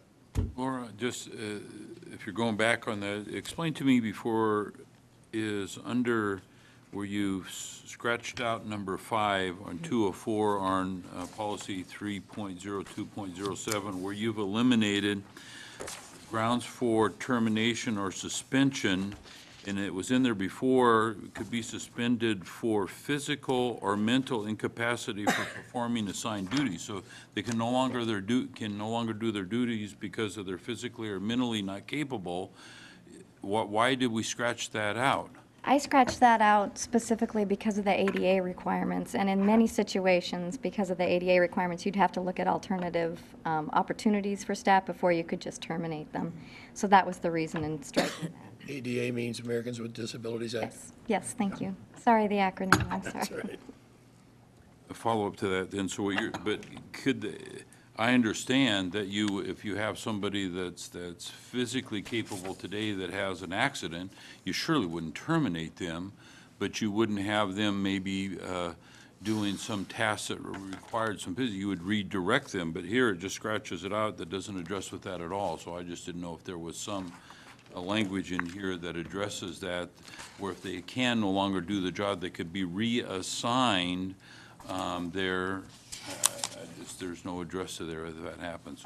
Again, I felt that we didn't need to address it, but pointed out specifically in the termination or transfer policy, but it is covered really specifically under the ADA requirements, which are federal guidelines, that you have to look at your alternatives for those folks, and that you can't just terminate someone or move them unless they have doctors' support as to what they can and can't do. It is covered under other policy. I just didn't feel like it needed to be pointed out in this policy. Mr. Chair? Yes. Where does the ADA start and stop regarding being a right-to-work state? Unless you're under an employment contract or subject to union negotiations, in theory, if we have the right to renew or non-renew on an annual basis without cause, where does that start and stop then? The Americans with Disabilities Act would supersede, and you would probably get sued. That's where it stops. Can't do your job if we're unable to find an accommodation. So I guess that's always the question, is what's the accommodation or the substitute job that you find for them? Okay. You really have to, the whole Americans with Disabilities accommodation is a long dialogue that has to occur between the employer and the employee on what we can come up with to help them maintain their income and keep employed. Mr. Chair. Laura, since you're taking back 3.02, another area I questioned, the strikeout on the assessments, it looks like... Which policy is this, Christy? I'm sorry. 3.02.06. Okay. So the supervisor will perform a training assessment a minimum of 2 times, at least once every 3 months. So it looks like the written evaluation has been taken from this. What would be the reason for that? It doesn't occur. It isn't currently the practice. Well, how come we don't just conform with policy rather than, I mean, why aren't we doing written evaluations? We do written evaluations on an annual basis for all staff with the exception of faculty, which are reviewed every 3 years, Lita? After they've received. But this is probation. So during probation, there's no written, why would we not Why wouldn't we not follow policy as written, is my question. And I don't mean to be critical, but probationary employees are really when the rubber meets the road, and you're not locked in to keeping them on, you just, without cause, you're gone if you can't make probation. So why wouldn't we want that? We questioned this during the tenure discussion, actually. Well, I don't equate this with tenure. This is probation. No, but the probation is the 3 years prior to attaining tenure. We were asking about the scrutiny and how it's done, and then after tenure, we asked how often, and it's one class that's selected, and they do a survey in the class. And it was interesting before and after the acquisition of tenure. But I felt there was a great assessment on, I need to be clear on this, I felt there's a great assessment process on tenure. But this, with probation, it seems like we would be working hard at that assessment to make sure before we move someone on to a full-time position that we had done a real thorough assessment. So I just don't understand in the committee's desire behind this. I don't think the committee desired to strike it. It was just taken out because it currently is not the practice and hasn't been for quite some time. So I don't think that it was an intentional remove that, but it has not been done in quite some time. And my understanding, Mark, correct me if I'm wrong, but under policy 3.02, 0.06, and 07, those are the two that we were going to potentially table in order to look back at some of the other policies, correct? Right. So we could probably look at that aspect of it also in 06. Well, I don't think there's any question that it's here, we're just not following policy. And so that's why we As to removed whether we it. strike it or not is my point. Right, Table it. okay, all right, thanks. Then I had just quickly one more, Mr. Chair. Let me find it. Same policy, page 3. Effect of demotion on salary. When an employee is demoted, the pay is adjusted as recommended by the appropriate vice president in conjunction with HR. So some of the strikeout was it was reduced to a lower pay grade as recommended. So with a demotion is generally the result of some sort of discipline or lack of ability to do the position that you were in, which I would expect would come a lower pay grade. So I guess I'm not confident that pay is adjusted as recommended. That seems like there's a lot of discretion there that maybe you won't have your pay adjusted, but you'll be demoted. Can you speak to that? Well, the way that the pay structures are set up, if you are demoted to a position that is of a different level, your pay will be adjusted accordingly. So if you're moving from a position that's a P4 to a position that's a P2, the salary scale isn't going to allow you to be on a P4 salary scale. So it would be adjusted based on where you should fall appropriately within that range. So I'm reading into this something that is not. I think I'm with you now. I think how you just explained it, there is an action that will be taken. It won't be just been wide discretion that maybe we'll just leave the salary the same. No, we would not do that. Okay. The position is tied to a salary grade. And within that grade, there's the different steps that you can fall into based on your level of experience. But if you're demoted to a different position title, that grade would go along with it, and you'd be adjusted down to the different grade. Thank you for that. Sure. I appreciate that.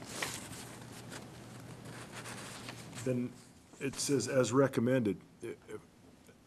I'm trying to understand the grid and the time and the steps and everything else. In the military, it's basically years of service and rank, and you go down, and there's your spot, which is what you, if I understood, just what you told us. So it says the pay is adjusted as recommended. So beyond finding where you are on the grid based on your experience, the job, whether it's P2, P4, what your step is based on that, what further would be recommended by the appropriate vice president in conjunction with human resources? I mean, what else would you recommend if it's already pretty well dictated on that grid?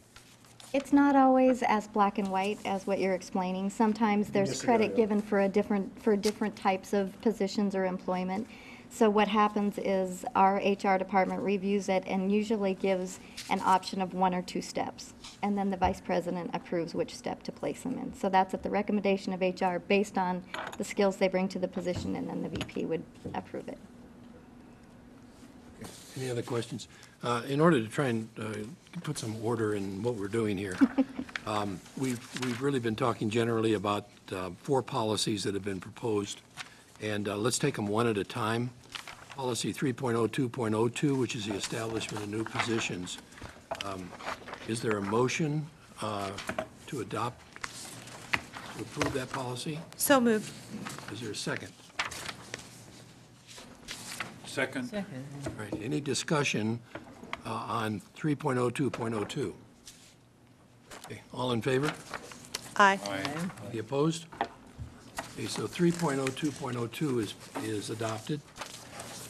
Next, we move on to 3.02.05, employment of related parties. We've had some discussion on that. Is there any motion with regard to adoption of that policy? Mr. Chair, I'd make a motion that we table 3.0205 and give our Human Resources Director an opportunity to review other policies to see if they comport with this policy. Okay, Seconded? so it's a motion and a second to review it to see if it comports with other policies. Is there Correct. anything else specifically in there that you want? Yes, addressed? an explanation on the striking of the assessment. The explanation has been we're not doing it. I guess I would like some recommendation from President Dunlap on if it's policy, let's follow policy. If not, if we think it's a worthless policy. 05 or 06, Christie? That's on 06. We're looking at 05. Yeah, I'm on 05, aren't I? I'm not. 05 is the related parties. Yeah. Oh. Don't ask me I don't want to anything give anymore. reviews to the related parties. So you want to withdraw the motion in the second? I do. All right. So let's talk about 3.02.05, employment of related parties. Is there any motion with regard to that? So moved for adoption. Any second? Second? All right, it's been moved and seconded to adopt policy 3.02.05. Any discussion? All in favor? Aye. Aye. Any opposed? Policy 3.02.05 is adopted. We go now to policy 3.02.06, probations, promotion, demotion, transfer of non-faculty employees. Christie, do you have anything to say about that My one? earlier motion, if we could just stick with that. And- I'd and like it's a it motion to reviewed. table? Table it and for review. All right. And again, I think it would be helpful to the administration with regard to review if we kind of try and focus them on what you want them to look at. And so could you tell us what you have in mind? Yes, I'd like to review the strikeout on the assessment. I'd like the president to weigh in on that to the board. And I'd like to review the non-faculty tenure employees to make sure it comports with other policy. All right? So there's a motion to table, and was there a second? Is there a second? Yeah. All right, so there's a motion to table and a second. Any discussion? All in favor of tabling 3.02.06? Yes. Aye. Any opposed? Okay, so 3.02.06 is tabled for review. It may or may not come up. We're not putting a time limit on this, so it may not come up next month. Okay. Probably will not. Policy 3.02.07, resignations, layoffs, and terminations. Motion with regard to that. Yes, Mr. Chair, I'd make a motion that this is tabled for review on some of the same issues, non-faculty tenured employees, as well as the non-renewal of contract that could lead to grievance. I'd like to have the president look at this and bring back a recommendation.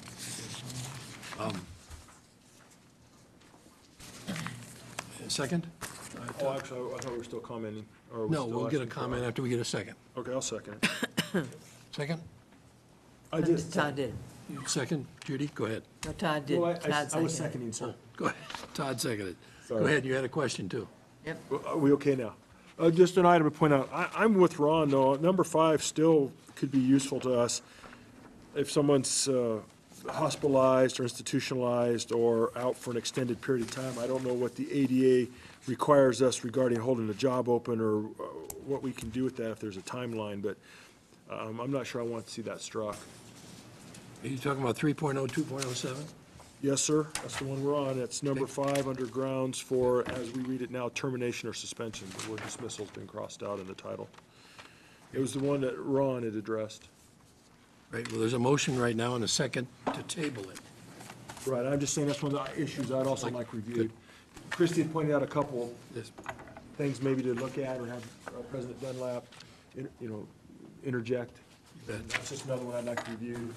Any further discussion on that suggestion, with suggestions to, If I can comment on that, if there's a physical or mental incapacity that an employee has, as Ms. Hill has indicated, it has to be reviewed under either 504 or ADA, and there's detailed steps that have to go through. It is unnecessary to, in my opinion, to have that in here. If an employee is failure to perform their duties, that would be covered under number 2. But if their failure to perform their duties is due to a disability, then we have to go through an interactive process, and there are a lot of hoops we have to jump through. So I understand the concern about having it, but I just want to assure you that we have addressed this a number of times here over the years, and there is a process that has to go through. And so whether you have 5 in there or 5 out of there, it's not going to change what we have to do at all. Are you satisfied with that? All due respect, Mr. Lyons, you've been here for 47 years. We've just been here for 2. So the first time you say you can't terminate somebody when they can't do their job anymore, our first reaction is that doesn't sound right. But We're private industry. We terminate if we need to. but Well, I'm not saying you can't do it. Yeah. There's just a process. But Laura's answer was good enough for me, so. Okay. So 5 is stricken. no. Ignore that comment, I guess. Policy, the motion is to table Table, but I 3.0, mean, she's gonna review 2.07. this. All in, with the comments that have been made, for the president to come back with a recommendation. All in favor? Aye. Any opposed? All right, 3.0, 2.07 is tabled. Thank you very much, Laura. Thank you. We move on to tab 2, I did not get the name. second reading. No problem. Glad to have you do it. No problem.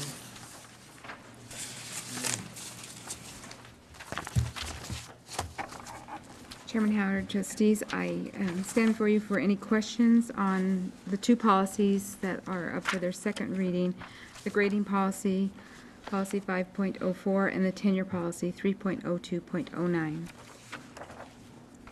And before we get started on that, Mr. Lyons, have you had a chance to review those? Do you have any specific comments with regard to those? I have no comments.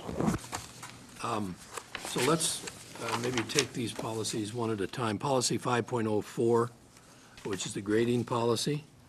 I guess we can start out with, is there any motion and second with regard to the approval of that? Motion to accept 5.04, the grading policy. Second? All right, any discussion? I have one question, if I may.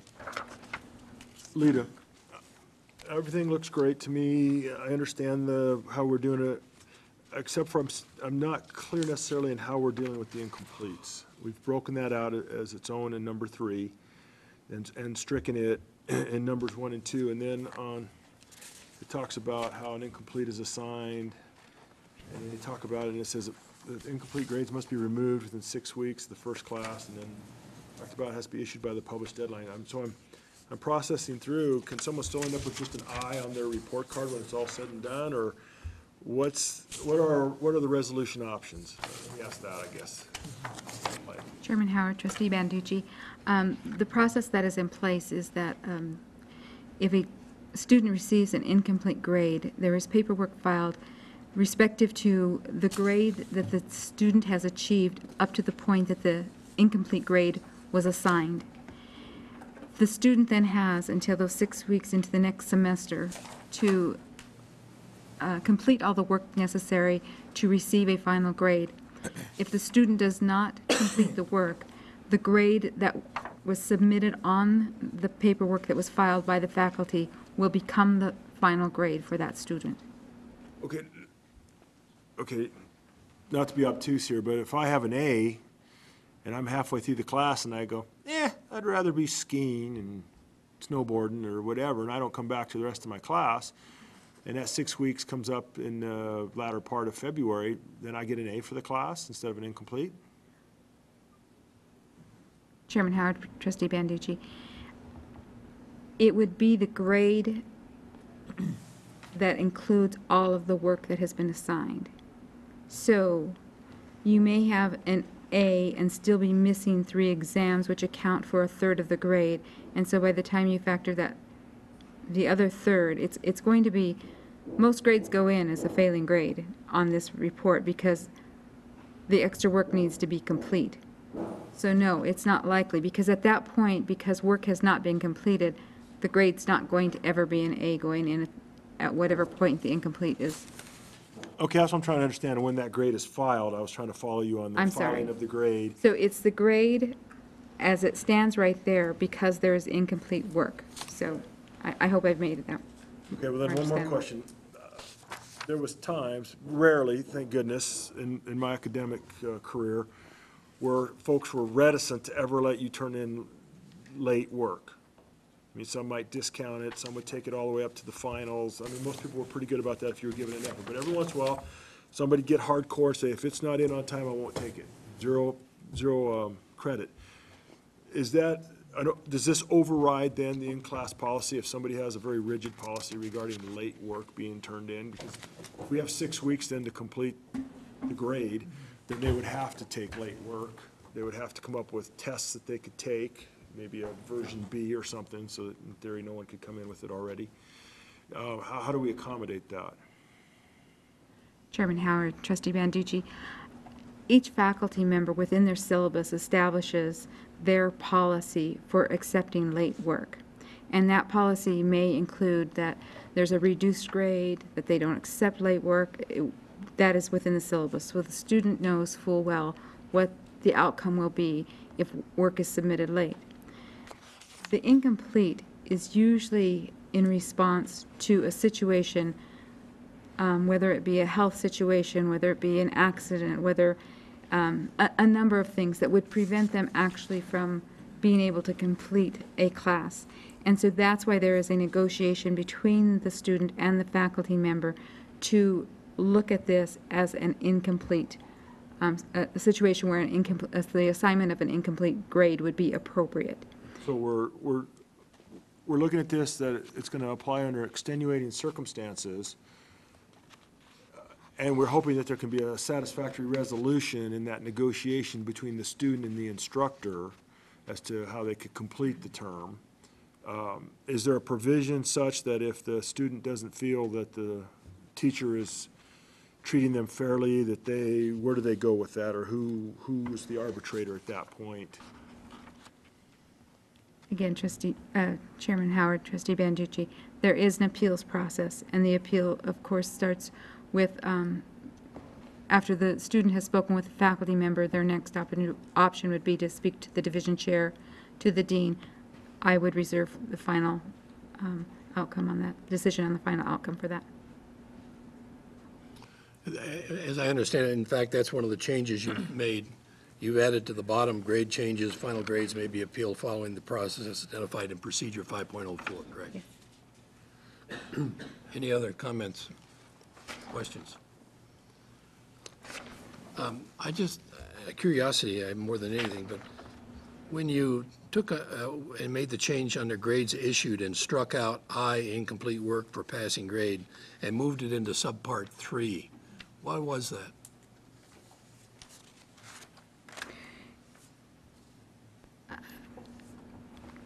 Chairman Howard, we really don't completely assign an I, and so it seemed inappropriate to put it under grade issue. It is a temporary placeholder of a grade. So it really wouldn't be, that won't be a grade issued. It was basically a placeholder until a final grade can be accepted. Okay, we've had a motion and second to pass 5.04. All in favor? Aye. All opposed? We have adopted 5.04. Moving on to 3.02.09 on tenure. Mr. Chair, I make a motion to adopt policy 3.0209. Second? Meyer, second. Discussion? Hearing, yes. Just confirmation, Vita, that after a full review of the 10-year policy and the way it is administered by you, that we have got down to a point where it isn't a big focus item for us. So I will be supporting that as well. So just to let you know. Appreciate that. Any other comments or questions? Hearing no more, we'll call for a vote on 3.02.09. All in favor? Aye. Any opposed? Okay, we've adopted 3.02.09.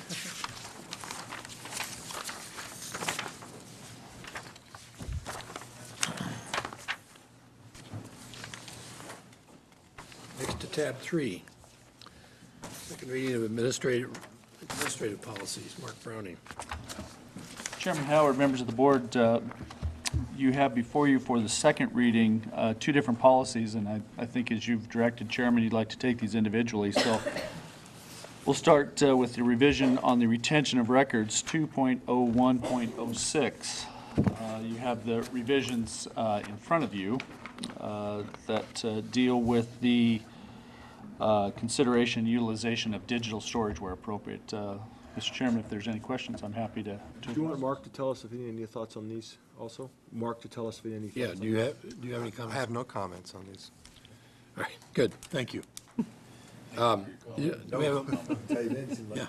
we have a motion? Motion to accept 2.0106, Second. retention of records. I'll second that. Any discussion? All in favor of adopting 2.01.06? Aye. Aye. Aye. Any opposed? 2.0106 is adopted. Chairman Howard, members of the board, the second policy before you for consideration is a revision to policy 3.04.10. We had discussion on this at the last meeting. This was a change in the language regarding approval of a request for absence or for leave of absence for the sole purpose of campaigning for office. And if there are questions, I'm happy to take a shot. Mr. Chair, I think we strike this policy. I don't see, never in the history of this school, if we ever use this, and all this does is lead for confusion, I see no value of having this there. So my motion would be is that we strike this policy. I'd second that. Any discussion on that? I have a question. Yes. And this does, we talked about this last time. I guess I'm still interested though in how we, if we don't have the policy, that may not be a big deal, but how do we deal with that? Because I still get concerned if we have somebody running for the legislature, House of Representatives or Senate, and you're going to have to be gone all of January, February, March at a minimum while it's in session. On a continuing basis, it's a 2-year term. How do you retain your position and teach when you know you're going to be gone at least 2 springs? My understanding is that this is for campaigning, it's not for occupying the office. Okay, that's what I want to make sure I understand. Yeah, no. Strictly for the, But under this policy, Todd, that we would give them a leave of absence while they campaign for 3 months, and we've never used this policy, so we strike this policy. no, I'm still okay with that. What would someone do, though, if they wanted time off to campaign? What's their option? Mr. Chairman and members of the board, there are policies and guidelines that exist under the existing HR policies within the college that allow for leave of absences upon approval of supervisor and of the successory chain of folks that they report to. So there's already processes in place. Do you feel this is superfluous then? Mr. Chairman, in my work to research the policy, I talked with a number of folks who have substantial history here at the institution, folks who have retired and have been here were here a very long time. To a person, they could not remember an occasion that this policy was needed. I'm not sure how it got here, but Ron's right on then, okay. Trustee Meyer, you just were able to make it back in. There is a motion to delete policy 3.04.10, which is the policy for granting or for addressing leave of absence for campaigning in public office. So since you're here for the vote, I thought I'd at least acquaint you with which policy we're on. There's been a motion and seconded to delete it. Judy, did you hear Mark's comments? Yep, thank you. So is there any further discussion? All right, all in favor of deleting 3.04.10? Aye. Any opposed? Okay, 3.04.10 is deleted. Thank you.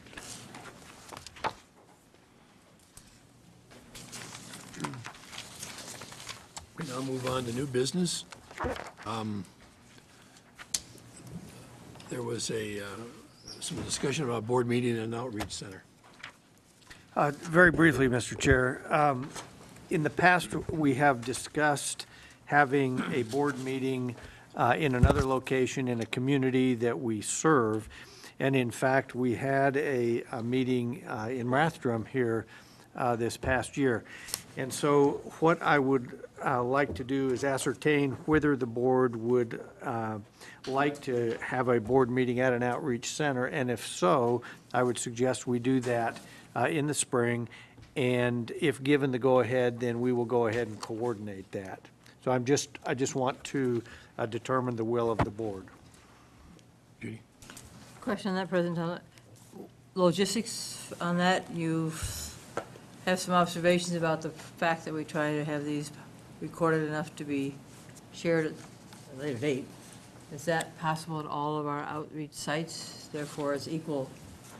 Trustee places? Meyer, Mr. Chair, yes, we could record at whatever location we're at, just as we do here, and then it could be uploaded just like we do here as well. So I don't foresee that as an issue. Todd? President Dunlap, just for everybody's edification, which outreach facilities are we referencing that we would be looking at possibly to do this? Well, I think, Trustee Banducci, I think that any one of the three would be acceptable, but my preference would be at the Sandpoint Center. They have been extremely supportive of the college. We have provided considerable support to that community. There's a great relationship there, so my recommendation would be the Sandpoint Center. That makes a lot of sense. And the other two? The other two is the Silver Valley Outreach Center, which is in Kellogg, and the Bonners Ferry Outreach Center. And those are both very small. Right. So I suspect we ought to do this by motion so that we've got the sentiment of the board. Let me ask this, though, as we go into this. We have tried to establish a connection with the cities that we serve. We've had joint meetings with them, with the tribe.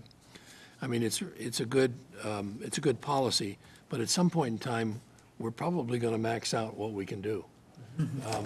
So already we have, 3 cities in the tribe that we've had joint meetings with, and we've indicated that we would continue to have those joint meetings. So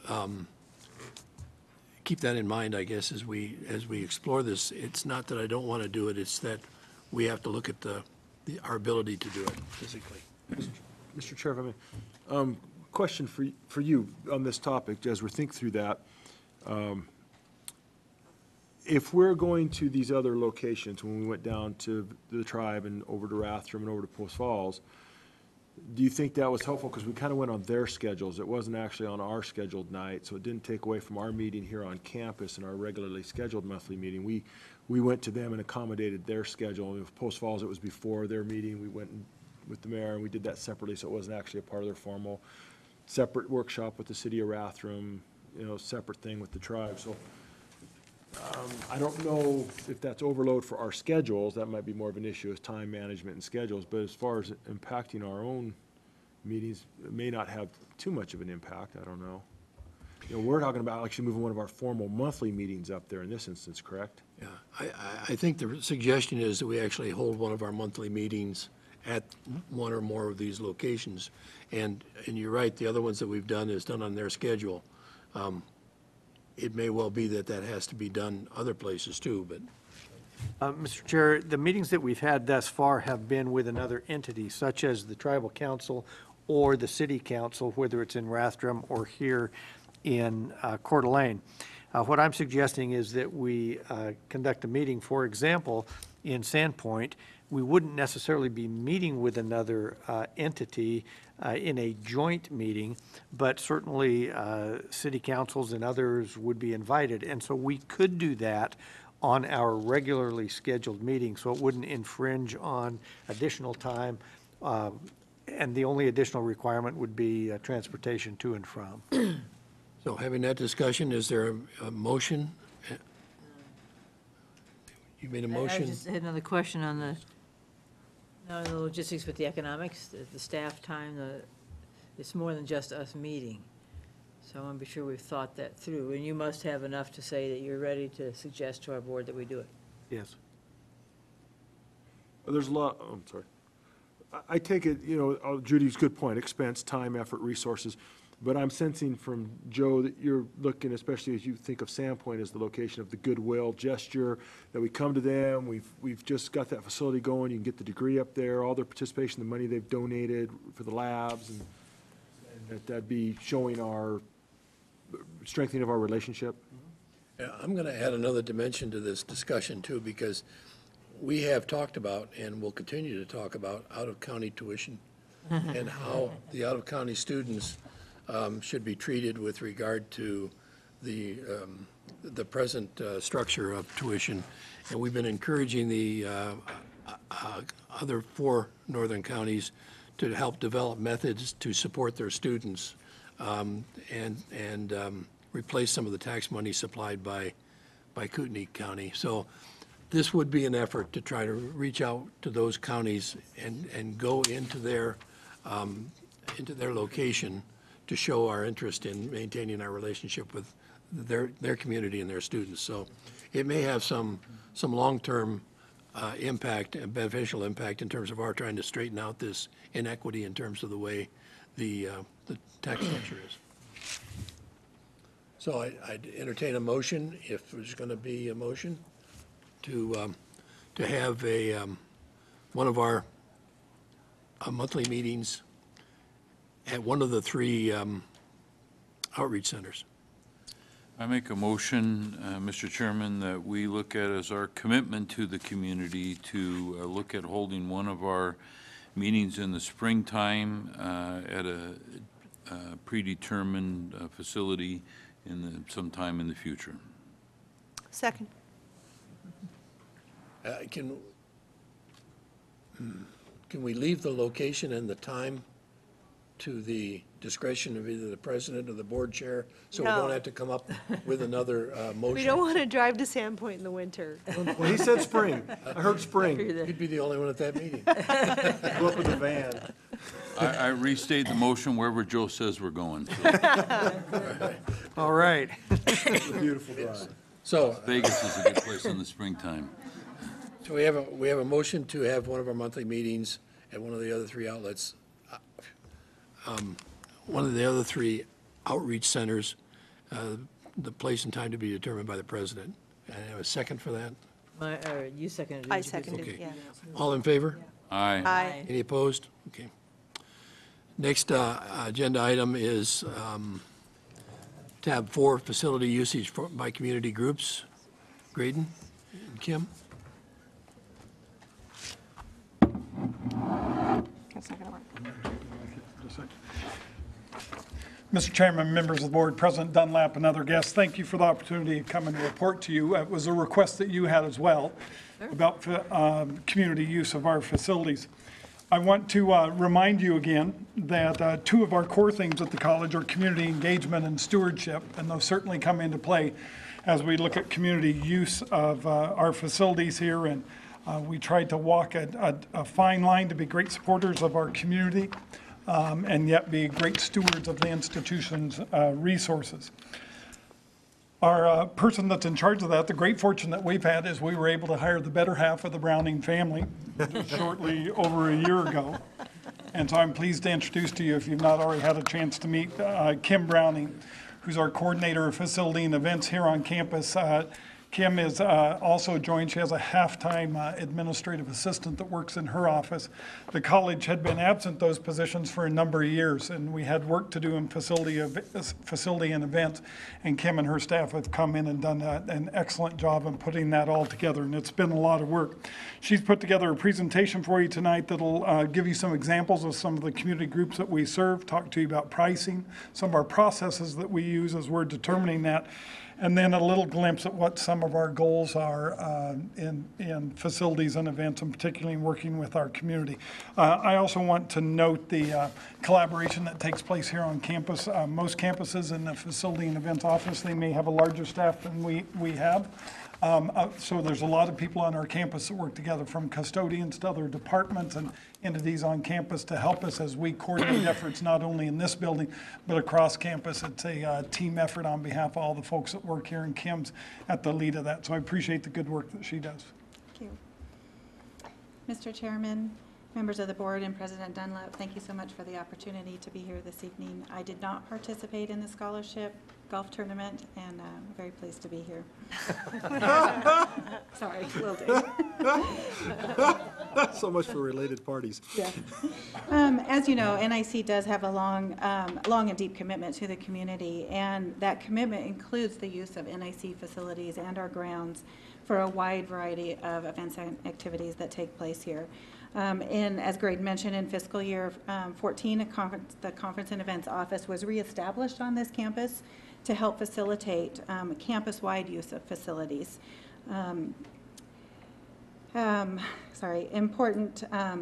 It is important that we balance the mission, vision, and values of the college, also considering the needs of our community, and then also while at the same time maintaining the fiscal stewardship that also is important to this college and this institution.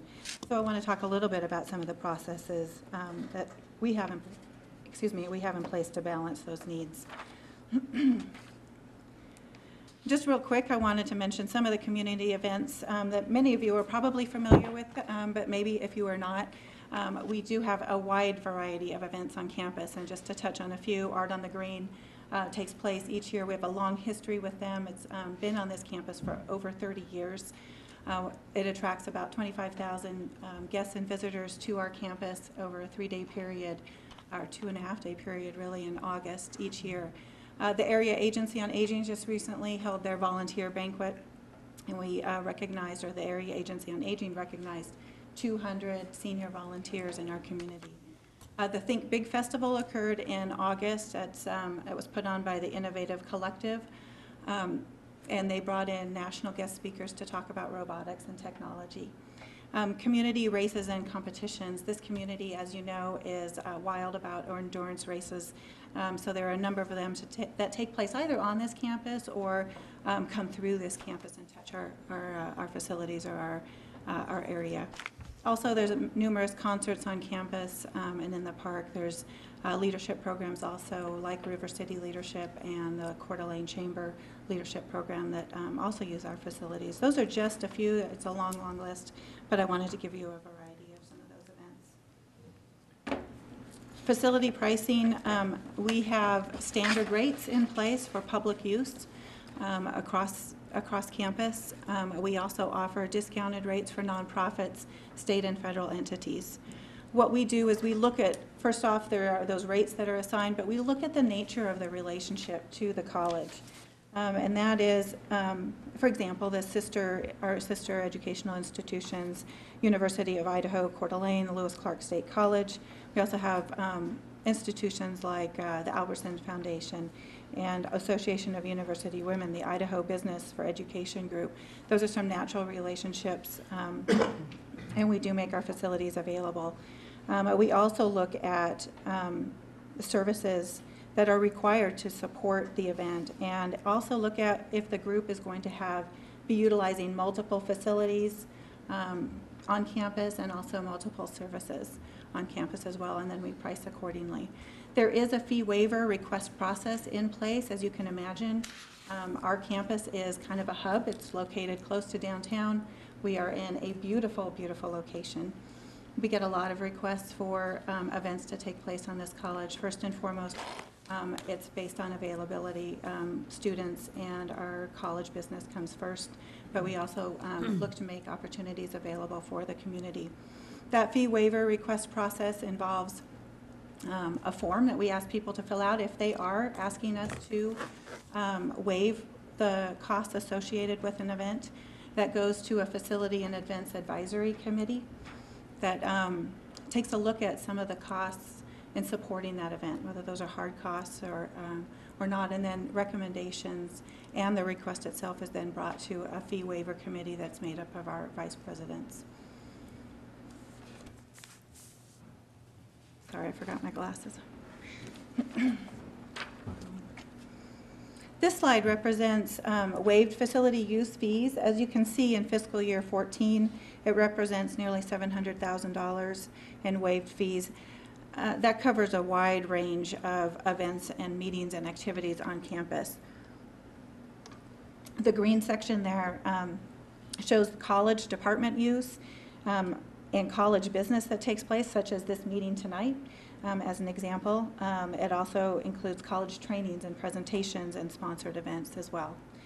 We also track the use of our associated students of North Idaho College, the use for events that take place and meetings and club activities. And you can see that number represented there as well. In the yellow, it represents state agencies that use our campus. Those agencies include the Department of Education, as an example, Department of Health and Welfare, and the Idaho Department of Lands, just to name a few. The section in purple represents the public use, and that's nonprofits as well as for-profit entities that may have had waived fees associated. A good portion of college activities include events for our community, and what in that green section, we have our college sponsors a number of activities or events that are open to the community, and that, as President Dunlap mentioned earlier, there was a metrics optimization workshop that took place today that was available for our staff and faculty. It was available for some special guests at a conference. It was also open to the public to attend that workshop. That's one example. There's also 8 concerts in the fiscal year 14 that were held on campus as part of our music department that brought in 5,000 to 6,000 people. There's also a regional spelling bee that has been now ongoing for over 10 years on this campus. Math contests, Business Professionals of America, human rights presentations, chamber and political debates. And as I have said earlier, the list can go on. What's not represented on that slide is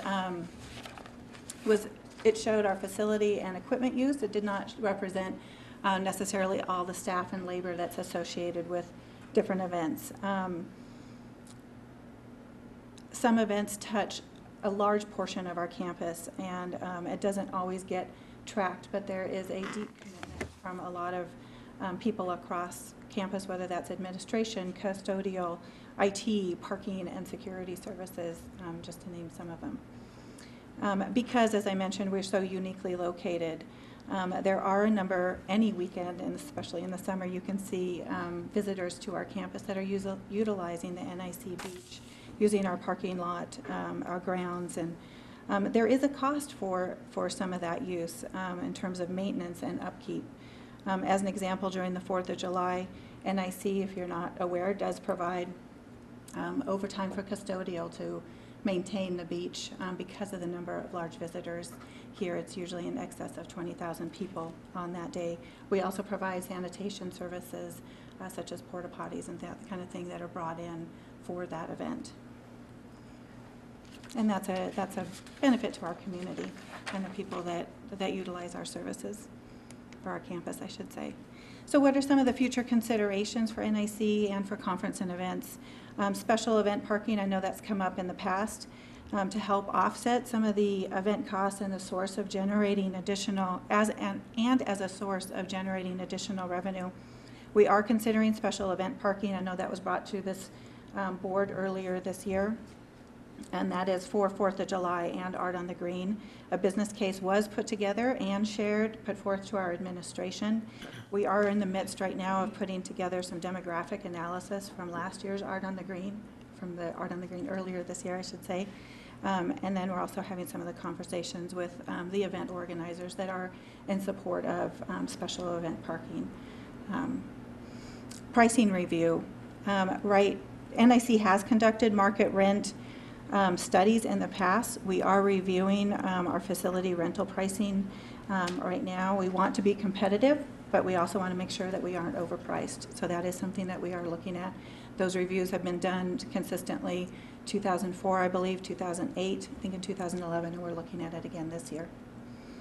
And then outreach facilities, as you were just talking about, we do have several outreach facilities. Right now, Conference and Events was reestablished just this last year for main campus. The focus has been there, but we are looking at also outreach facilities and making sure that we are following similar processes for those facilities as well.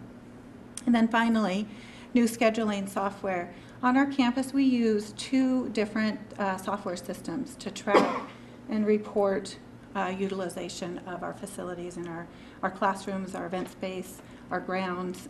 We use, as I said, 2 different systems. We are going to one system, and that will take place, we expect to launch in the spring 2015.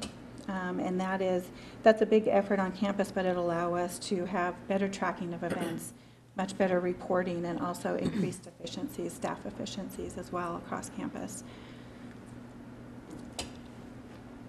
And that's all I have at this point. So Chairman, members of the board, any questions that you have, Braden Stanley is happy to Any questions? answer those.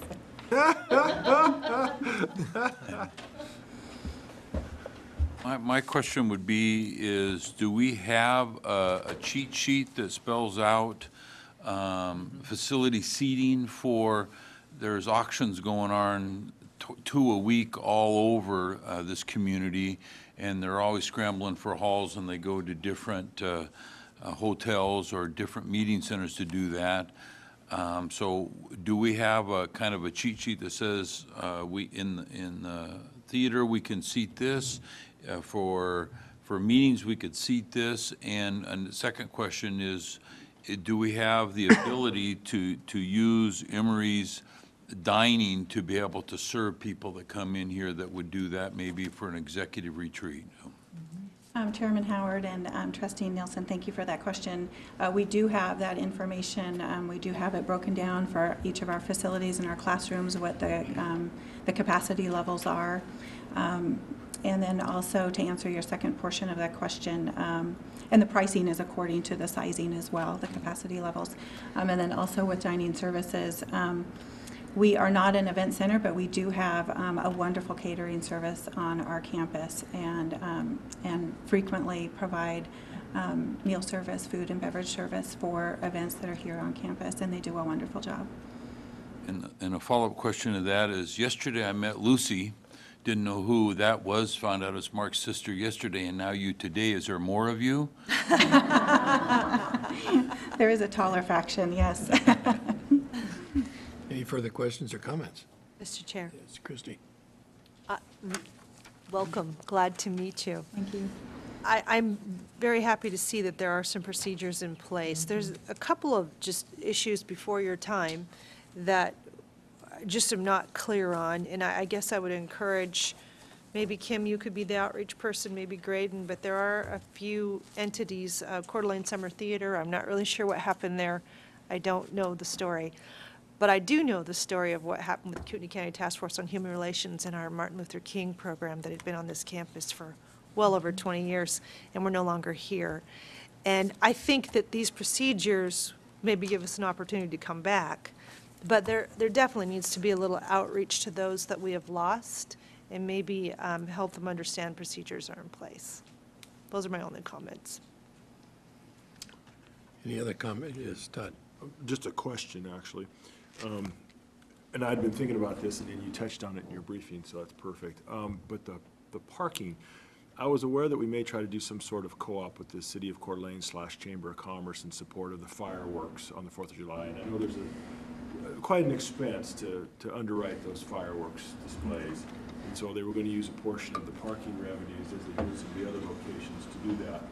So my first question would be, if we do the 4th of July, would all proceeds go to them towards the fireworks, or would we retain a small amount of that for our engagement? And I guess that would almost be my similar question with the Art on the Green. I was not aware that we were thinking about paid parking for that event, and maybe I'm not aware of our hard costs there. So would that be going to us, to the organizers? Are we charging them a fee, or would that be some shared deal, how we do the parking? That's a little more dangerous on that one, because people come and they walk through booths, and it's not obvious to them there's an expense. If you're watching things explode in the air, you know somebody had to pay for it. So, please. Yes, Chairman Howard and we have had some conversations with the Chamber of Commerce regarding 4th of July fireworks and special event parking. You're absolutely right. It would be a collaborative effort. So there had been a couple of discussions on how that might work. Hasn't been completely determined. I would say that also for Art on the Green, we are right now just doing some demographic analysis and looking at how many out-of-state visitors are here on the campus. We did some polling of that at our last event, and also looking at the longevity when people come to the event. There are some costs associated with Art on the Green as well as 4th of July to the college.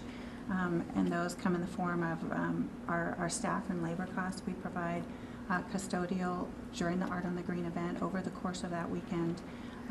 So there's costs associated with that. Also, we waive some of the costs, not all of it, but some of the costs for the use of our grounds. And Art on the Green does pay for some of the hard costs, material costs and things like that associated with the event. But it is still a substantial effort by North Idaho College. And we value that relationship very much. But this is an opportunity to look at how we might capture some of the costs associated with putting on events like that and sponsoring and supporting them. One follow-on question, sir, if I may. As you do this demographic study, if the percentage is higher of out-of-state participants at either event, would that tend to lend you to want to charge a fee or to not charge a fee? In other words, as you look at that, if it's more locals, are you more inclined to not charge a fee because they're taxpayers and it's our tax base, or just the opposite? I guess what's the thought process behind that? How are you approaching that? We want to see that demographic information. That's exactly some questions that we've had as well. I think most people coming to a larger venue event do expect to pay. In fact, we've had comments of people that have visited our campus that come, whether they're locals or out of state or out of town visitors, that are surprised that we don't charge for parking. There will also be those people that may be surprised that we are charging for parking. So we want to be very thoughtful in our approach, really looking at the numbers and looking at what that might look like in terms of offsetting costs and also revenue to the college, and then establishing some process for what do we do with that revenue. Is there opportunity and there's costs with parking lots and maintenance of parking lots, but are there also opportunities perhaps for scholarship for students as well? Have you looked at the fair as kind of a model? Because it's interesting as you look just across the state line between Spokane and Coeur d'Alene, where some hotels will charge for parking, some won't. Over in Idaho, it seems like we're more used to not paying for parking. Go to Seattle, you're paying as much for parking as your room, it feels like at times. So, but the fair charges, and I've heard pros and cons to that, you know, to park out in the dirt. And so I don't know if that's a model that we look at and how that's Yes, received. To answer your question, we have looked at some other venues here locally and what the charges are, and looking at the city and some of those models. And I think if we decide to go that route, then we definitely want that to be fair pricing. It is never our intention to gouge the public in any way. We want to continue to encourage people coming to events that are here at the college and in the downtown area. So yeah, we would be very careful about that.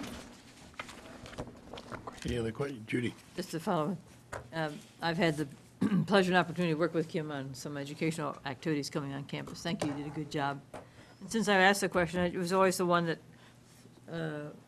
I can say we're, with this report, being conscientious about, which is citizen saying, I already paid my taxes in community college, why can't I park down there for free? This is the easiest one, because that's less invasive than using facilities. So I just think it's important that you're doing what you've described here, is ongoing assessment of what the community can expect because they pay tax dollars for a community college, with what's fair to cover the cost of those operations. And conscientiousness is probably the watchword. So thanks for doing it. Any further comments? Thank you very much for that report. Appreciate it. Next agenda item is the board chair report. I reported last time on the trip that President Dunlap and I are going to make to Boise this Friday to meet with the Association of Counties. Four Corners? We missed the Four Corners? report. Skip Oh. Mark. Mark, the other brownie. You still want to give that report? Here, try. I'd love to hear that report. Thank you. It's a hard act to follow, The next Brownie. agenda item is the Four Corners report. Share those glasses. Mr. Chairman, thank you. I'll make this brief because I'm anxious to hear the board chair report. He's anxious to give It'll it. be briefer than yours, I can tell. Set a clock, would you? The Four Corners effort is currently underway. There is a timeline that started in August with the first initial meeting of some of the interested parties that surrounds the efforts to create a vision of what could potentially happen in that area. And the Four Corners area that we talk about is currently Memorial Field, where the museum sits, where the Human Rights Institute sits, where that conjunction of property is at. Additionally, the strip of land that was formerly the railroad that has now reverted back to the BLM is in consideration of that as well. So there have been those of us from the college that have been involved in this, members of the Fort Ground Homeowners Association, the North Idaho Trail System, folks involved at the museum level from the BLM, University of Idaho, any and all interested parties. This effort started with kind of a review in August and a timeline that runs out through February that will include a number of information gathering sessions, which is where the phase is where we're currently at. There have been small micro meetings, for example, with the Homeowners Association, with folks from the University of Idaho and ourselves about what potentially may or may not be an idea for something that we would like to do in the future. From the perspective of the college, we are certainly always open to ideas that give us flexibility, and that's been the message that has been conveyed to them. We've been very careful to say the college does not commit one way or another to any particular activity, but we always have ideas and ways that we want to plan for the future to give the best opportunity for our students while being a good neighbor to our friends here in the Fort Grounds area, as well as the city and our other educational partners at the University of Idaho and Lewis Clark State. So we are in the midst of those micro meetings now. We'll have a review of all those meetings. I think the last micro meeting finished up with one of the groups today. There'll be 2 meetings to review that. One will be on Friday, the other will be on Monday. Then from there, all that input will be taken, sorted through, and they'll start to have a genesis of a plan of what some of that development might be, and how that property could be used, and where facilities might be located. For example, on the city's perspective, what may or may not be done with Memorial Field. So nothing concrete at this point, certainly from the city's perspective, and we're not in a position to speak for the city, but they are looking at options as well. So that's a very short synopsis of where the process is. It's very early in that process. There's lots of discussion. I think the positive to take that I take out of it is that people are at the table, they're engaged, there are ideas. It's very congenial, and it is a great example of where interested parties are engaging and coming together to share ideas, and it's been a very positive development so far, Mr. Chair. Mark, without asking you to show all your cards at this point, but what's our dog in this fight? If I was to say, what's our exit strategy out of this series of meetings? What are we trying to accomplish? What do we get out of this, other than just being at the table and being a good partner with the community? And I appreciate all that, but I mean, What's our vested interest? Are we looking for some acquisition of some of the land? I know we've been talking about the railroad strip and maybe getting a part of that, dovetailing our utilization. I mean, what's our vision here? If you can share some of that with us, or is that premature to try to even get there? Mr. Chairman and Trustee Banducci, in my personal estimation, I think it's premature at this point. I think my objective is to make sure that no doors are closed to any potential opportunity that the college may have, whatever that might be. Mr. Chair? Yes. If I may respond as well, I was just going to, obviously I work for the city, but I was going to compliment the city for reaching out to us and asking for Mark Browning to serve on the Four Corners Committee and basically make sure that the college is at the table. Something might come along that is important to us and we have a voice. And I think that was the whole purpose. It isn't about property acquisition. Oh, and that's great. I just was Yeah. wondering if we had any, thoughts already going into it, you know what I mean, objectives or anything particular. Too Sounds early. like we're just pretty open-minded at this point. Yeah. Any other questions or comments? Mark?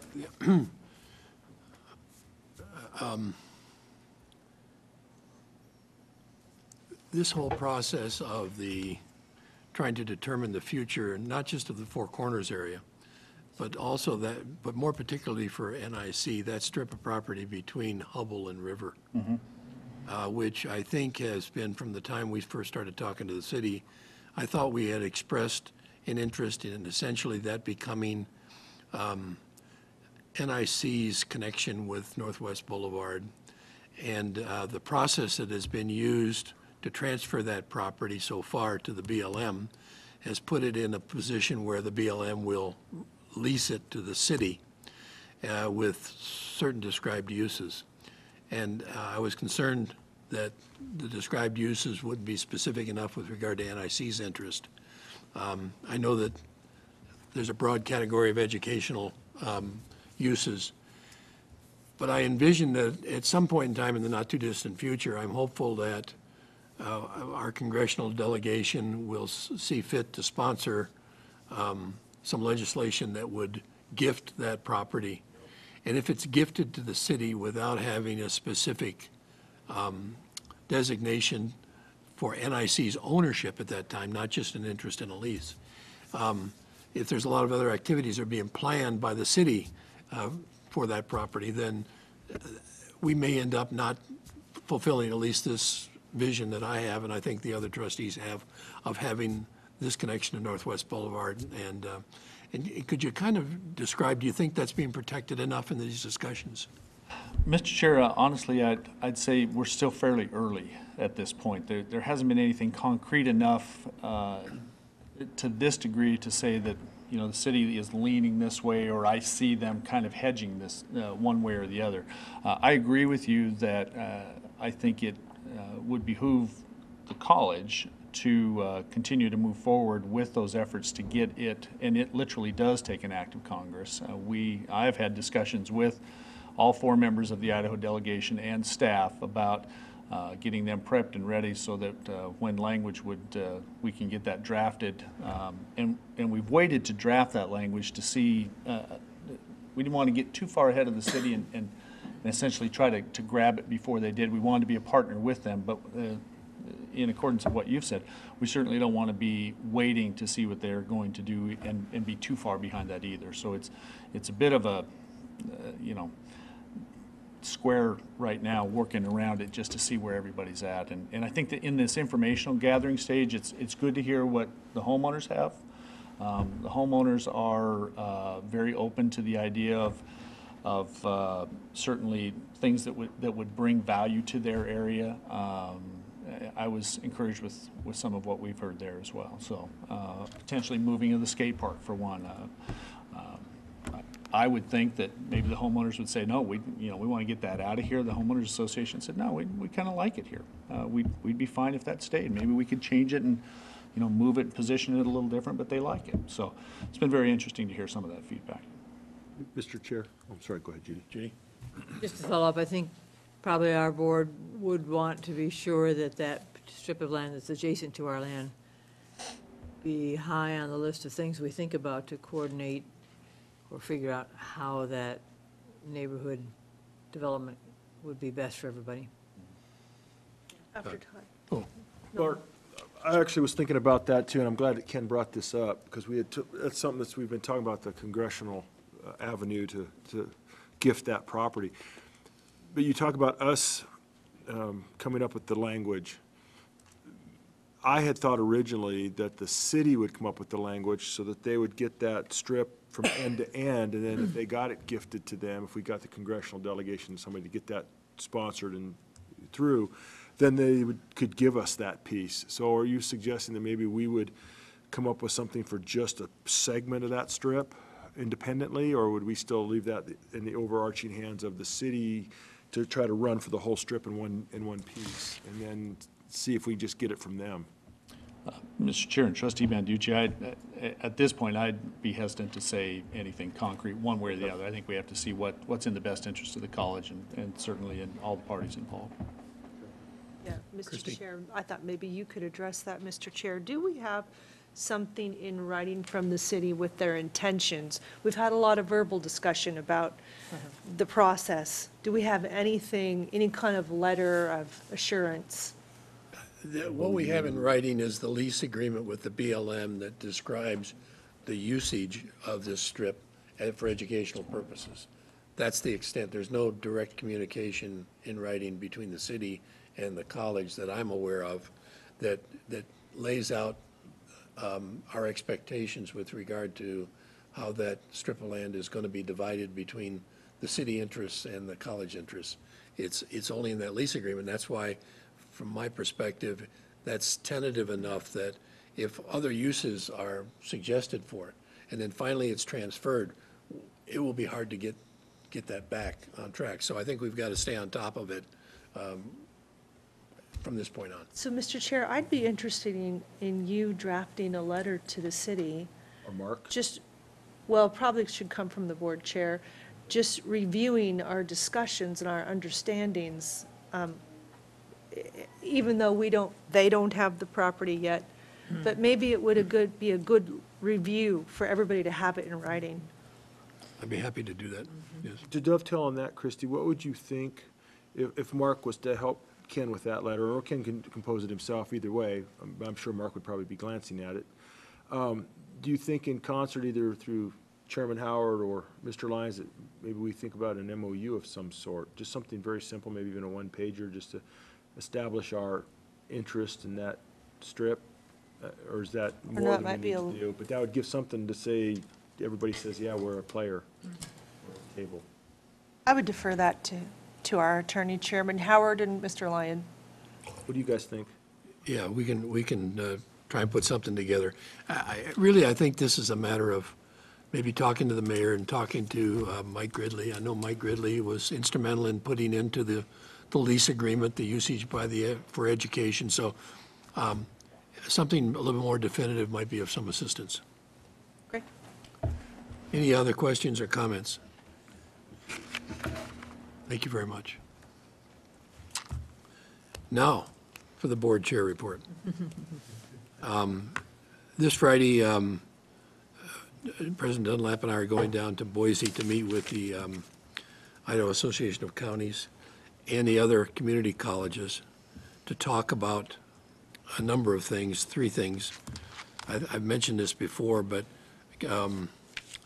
out-of-county tuition is one of the top items on the agenda. The county commissioners have indicated, I think they would like some kind of ability to prioritize their use of the liquor fund money. And I forget, and then the third item is potentially discuss legislation to correct a lot of historical problems that exist with regard to the funding from the cities to the community colleges. So we'll have a full day of discussion on that on Friday.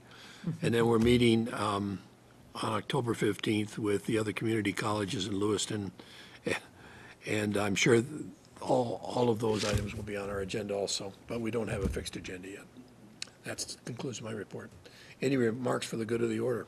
Just one, Mr. Chair. Yes, Christie. I'd like to compliment the Sentinel for their article on our School Resource Officer, Gus Wessel. It was a beautiful front page, very well done, and thank you to the Sentinel for doing that. Any other comments for the good of the order? Todd? Yes, sir, I have a couple. We have Raina here from the College Republicans.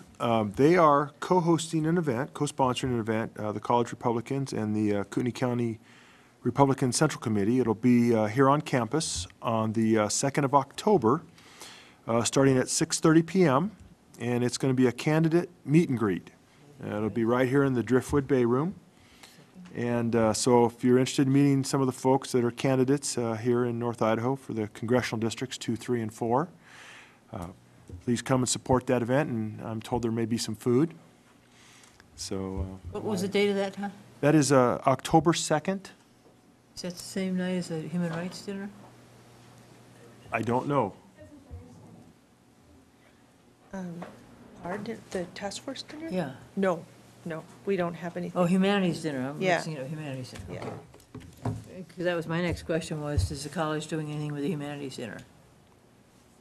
I don't know if we have before. Do we usually have some tables for students to attend? I believe we have a table, yes. What night is that? Is that the same night, did we decide, or was that something different? The Humanities Dinner? Yes, sir. I don't know. I don't either. Well, anyway, but October 2nd, there will be some folks in this room anyway. So come and gather. It's informal, casual. Like I say, it's a meet and greet. Is So that an invitation to all candidates or just Republican candidates? Do you know? if, Just Republican candidates. thank you. I did not know the answer to that for sure. Well, is the college sponsoring this? Students? College Republicans. Okay, so then the college Democrats and the college whatever else could do something if they choose to. I should think so. Yes, ma'am. I don't know what the process was for approval. Raina, would you like to speak to that? I don't believe there's a Democrat group on campus, or else they would have been fine to do that. College libertarians, college whatever. All right. I had one Any more other comment? thing. Yes. You thought this might be the time to address it. I'd still like to maybe do some sort of review or come back around on the open versus closed meetings on campus. 'Cause I didn't feel that issue was necessarily resolved. Address that earlier in the meeting. So how do you want to do that? I guess I'm trying to understand what our policy is, if we have one. Again, we heard from Graydon about CSI, not that that's necessarily relevant or not, although we have a tendency to pattern ourselves after our two sisters and sister organizations to be consistent on many things. I don't know, I'd like a review of that policy, and I don't know how we go about that or how we do that. Well, maybe, first of all, we got to find out whether the rest of the trustees want to review it. That's right. Yeah, That's why we I'm may asking be if that's- comfortable with the policy as it exists. Joe? If you're referring to the faculty assembly and the open meeting, there is no policy that governs that. The faculty assembly is self-organized and have their own bylaws. And just by way of interest, when I first got here, I wanted to attend one of their meetings. And I also was told I needed to be invited to that meeting, which is fine, and that's fairly common in educational institutions, and so you respect that. But it's not a college-level policy. Mr. Chair. Todd, I'm trying to understand your angst with it, because they're a private organization. They have their own bylaws, and so I don't understand why you would want to go sit in when it's their organization. It's not a public meeting. Well, I can address that, and really, it's beyond just the faculty assembly. It could be the staff assembly, it could be the Senate, it could be any of that. It's employees of the college, so whether it's official or not official, I don't know how you're private or not private, it's still on campus, it's still sponsored, it's still during the workday, so it's still on hours, on our time, that they're being compensated and paid for. We are the trustees with oversight over the college, which they're inclusive, even if Joe's only, in theory, our only employee. And so if I wanted to come hear Alex speak, who represents the college, speaking with the trustees and the policies that and procedures that we're approving and being implemented, I find it surprising as a trustee I can't go hear one of my folks brief on a topic. So, That's and not- again, that's That's not what those meetings are about. They're not, those are private meetings to discuss employee issues, very similar to what I explained about the meetings that I have as an employee of a police association. Those meetings are not open for anything but employee business for that organization. And it would be quite offensive for me as an employee if someone in the administration or the mayor or council insisted on coming to our closed meetings. They're by invitation only. So I'm just not understanding why you would think we would not honor their bylaws and why we would ever think we should go just be allowed to be there for any discussion. Because sometimes they discuss things that are very private in nature, and they're not meant for our ears. I find it interesting that CSI can have these meetings and not seem to have that problem, but maybe that's unusual to that institution. I mean, I hear some of your concerns, but I look at it from the other side. I'm 180 out from you on some of this, so I hear you, but I don't quite agree, but that's okay. Let me suggest that if you feel that you want to make a motion to do something, to investigate it or to whatever, once you do that, formulate it a little bit. If you can get a second, then maybe we can ask somebody to look into it as to what might be done.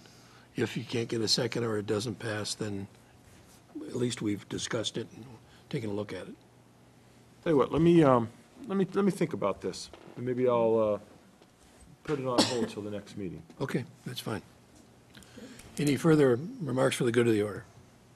All right, hearing none, we're adjourned. Good luck.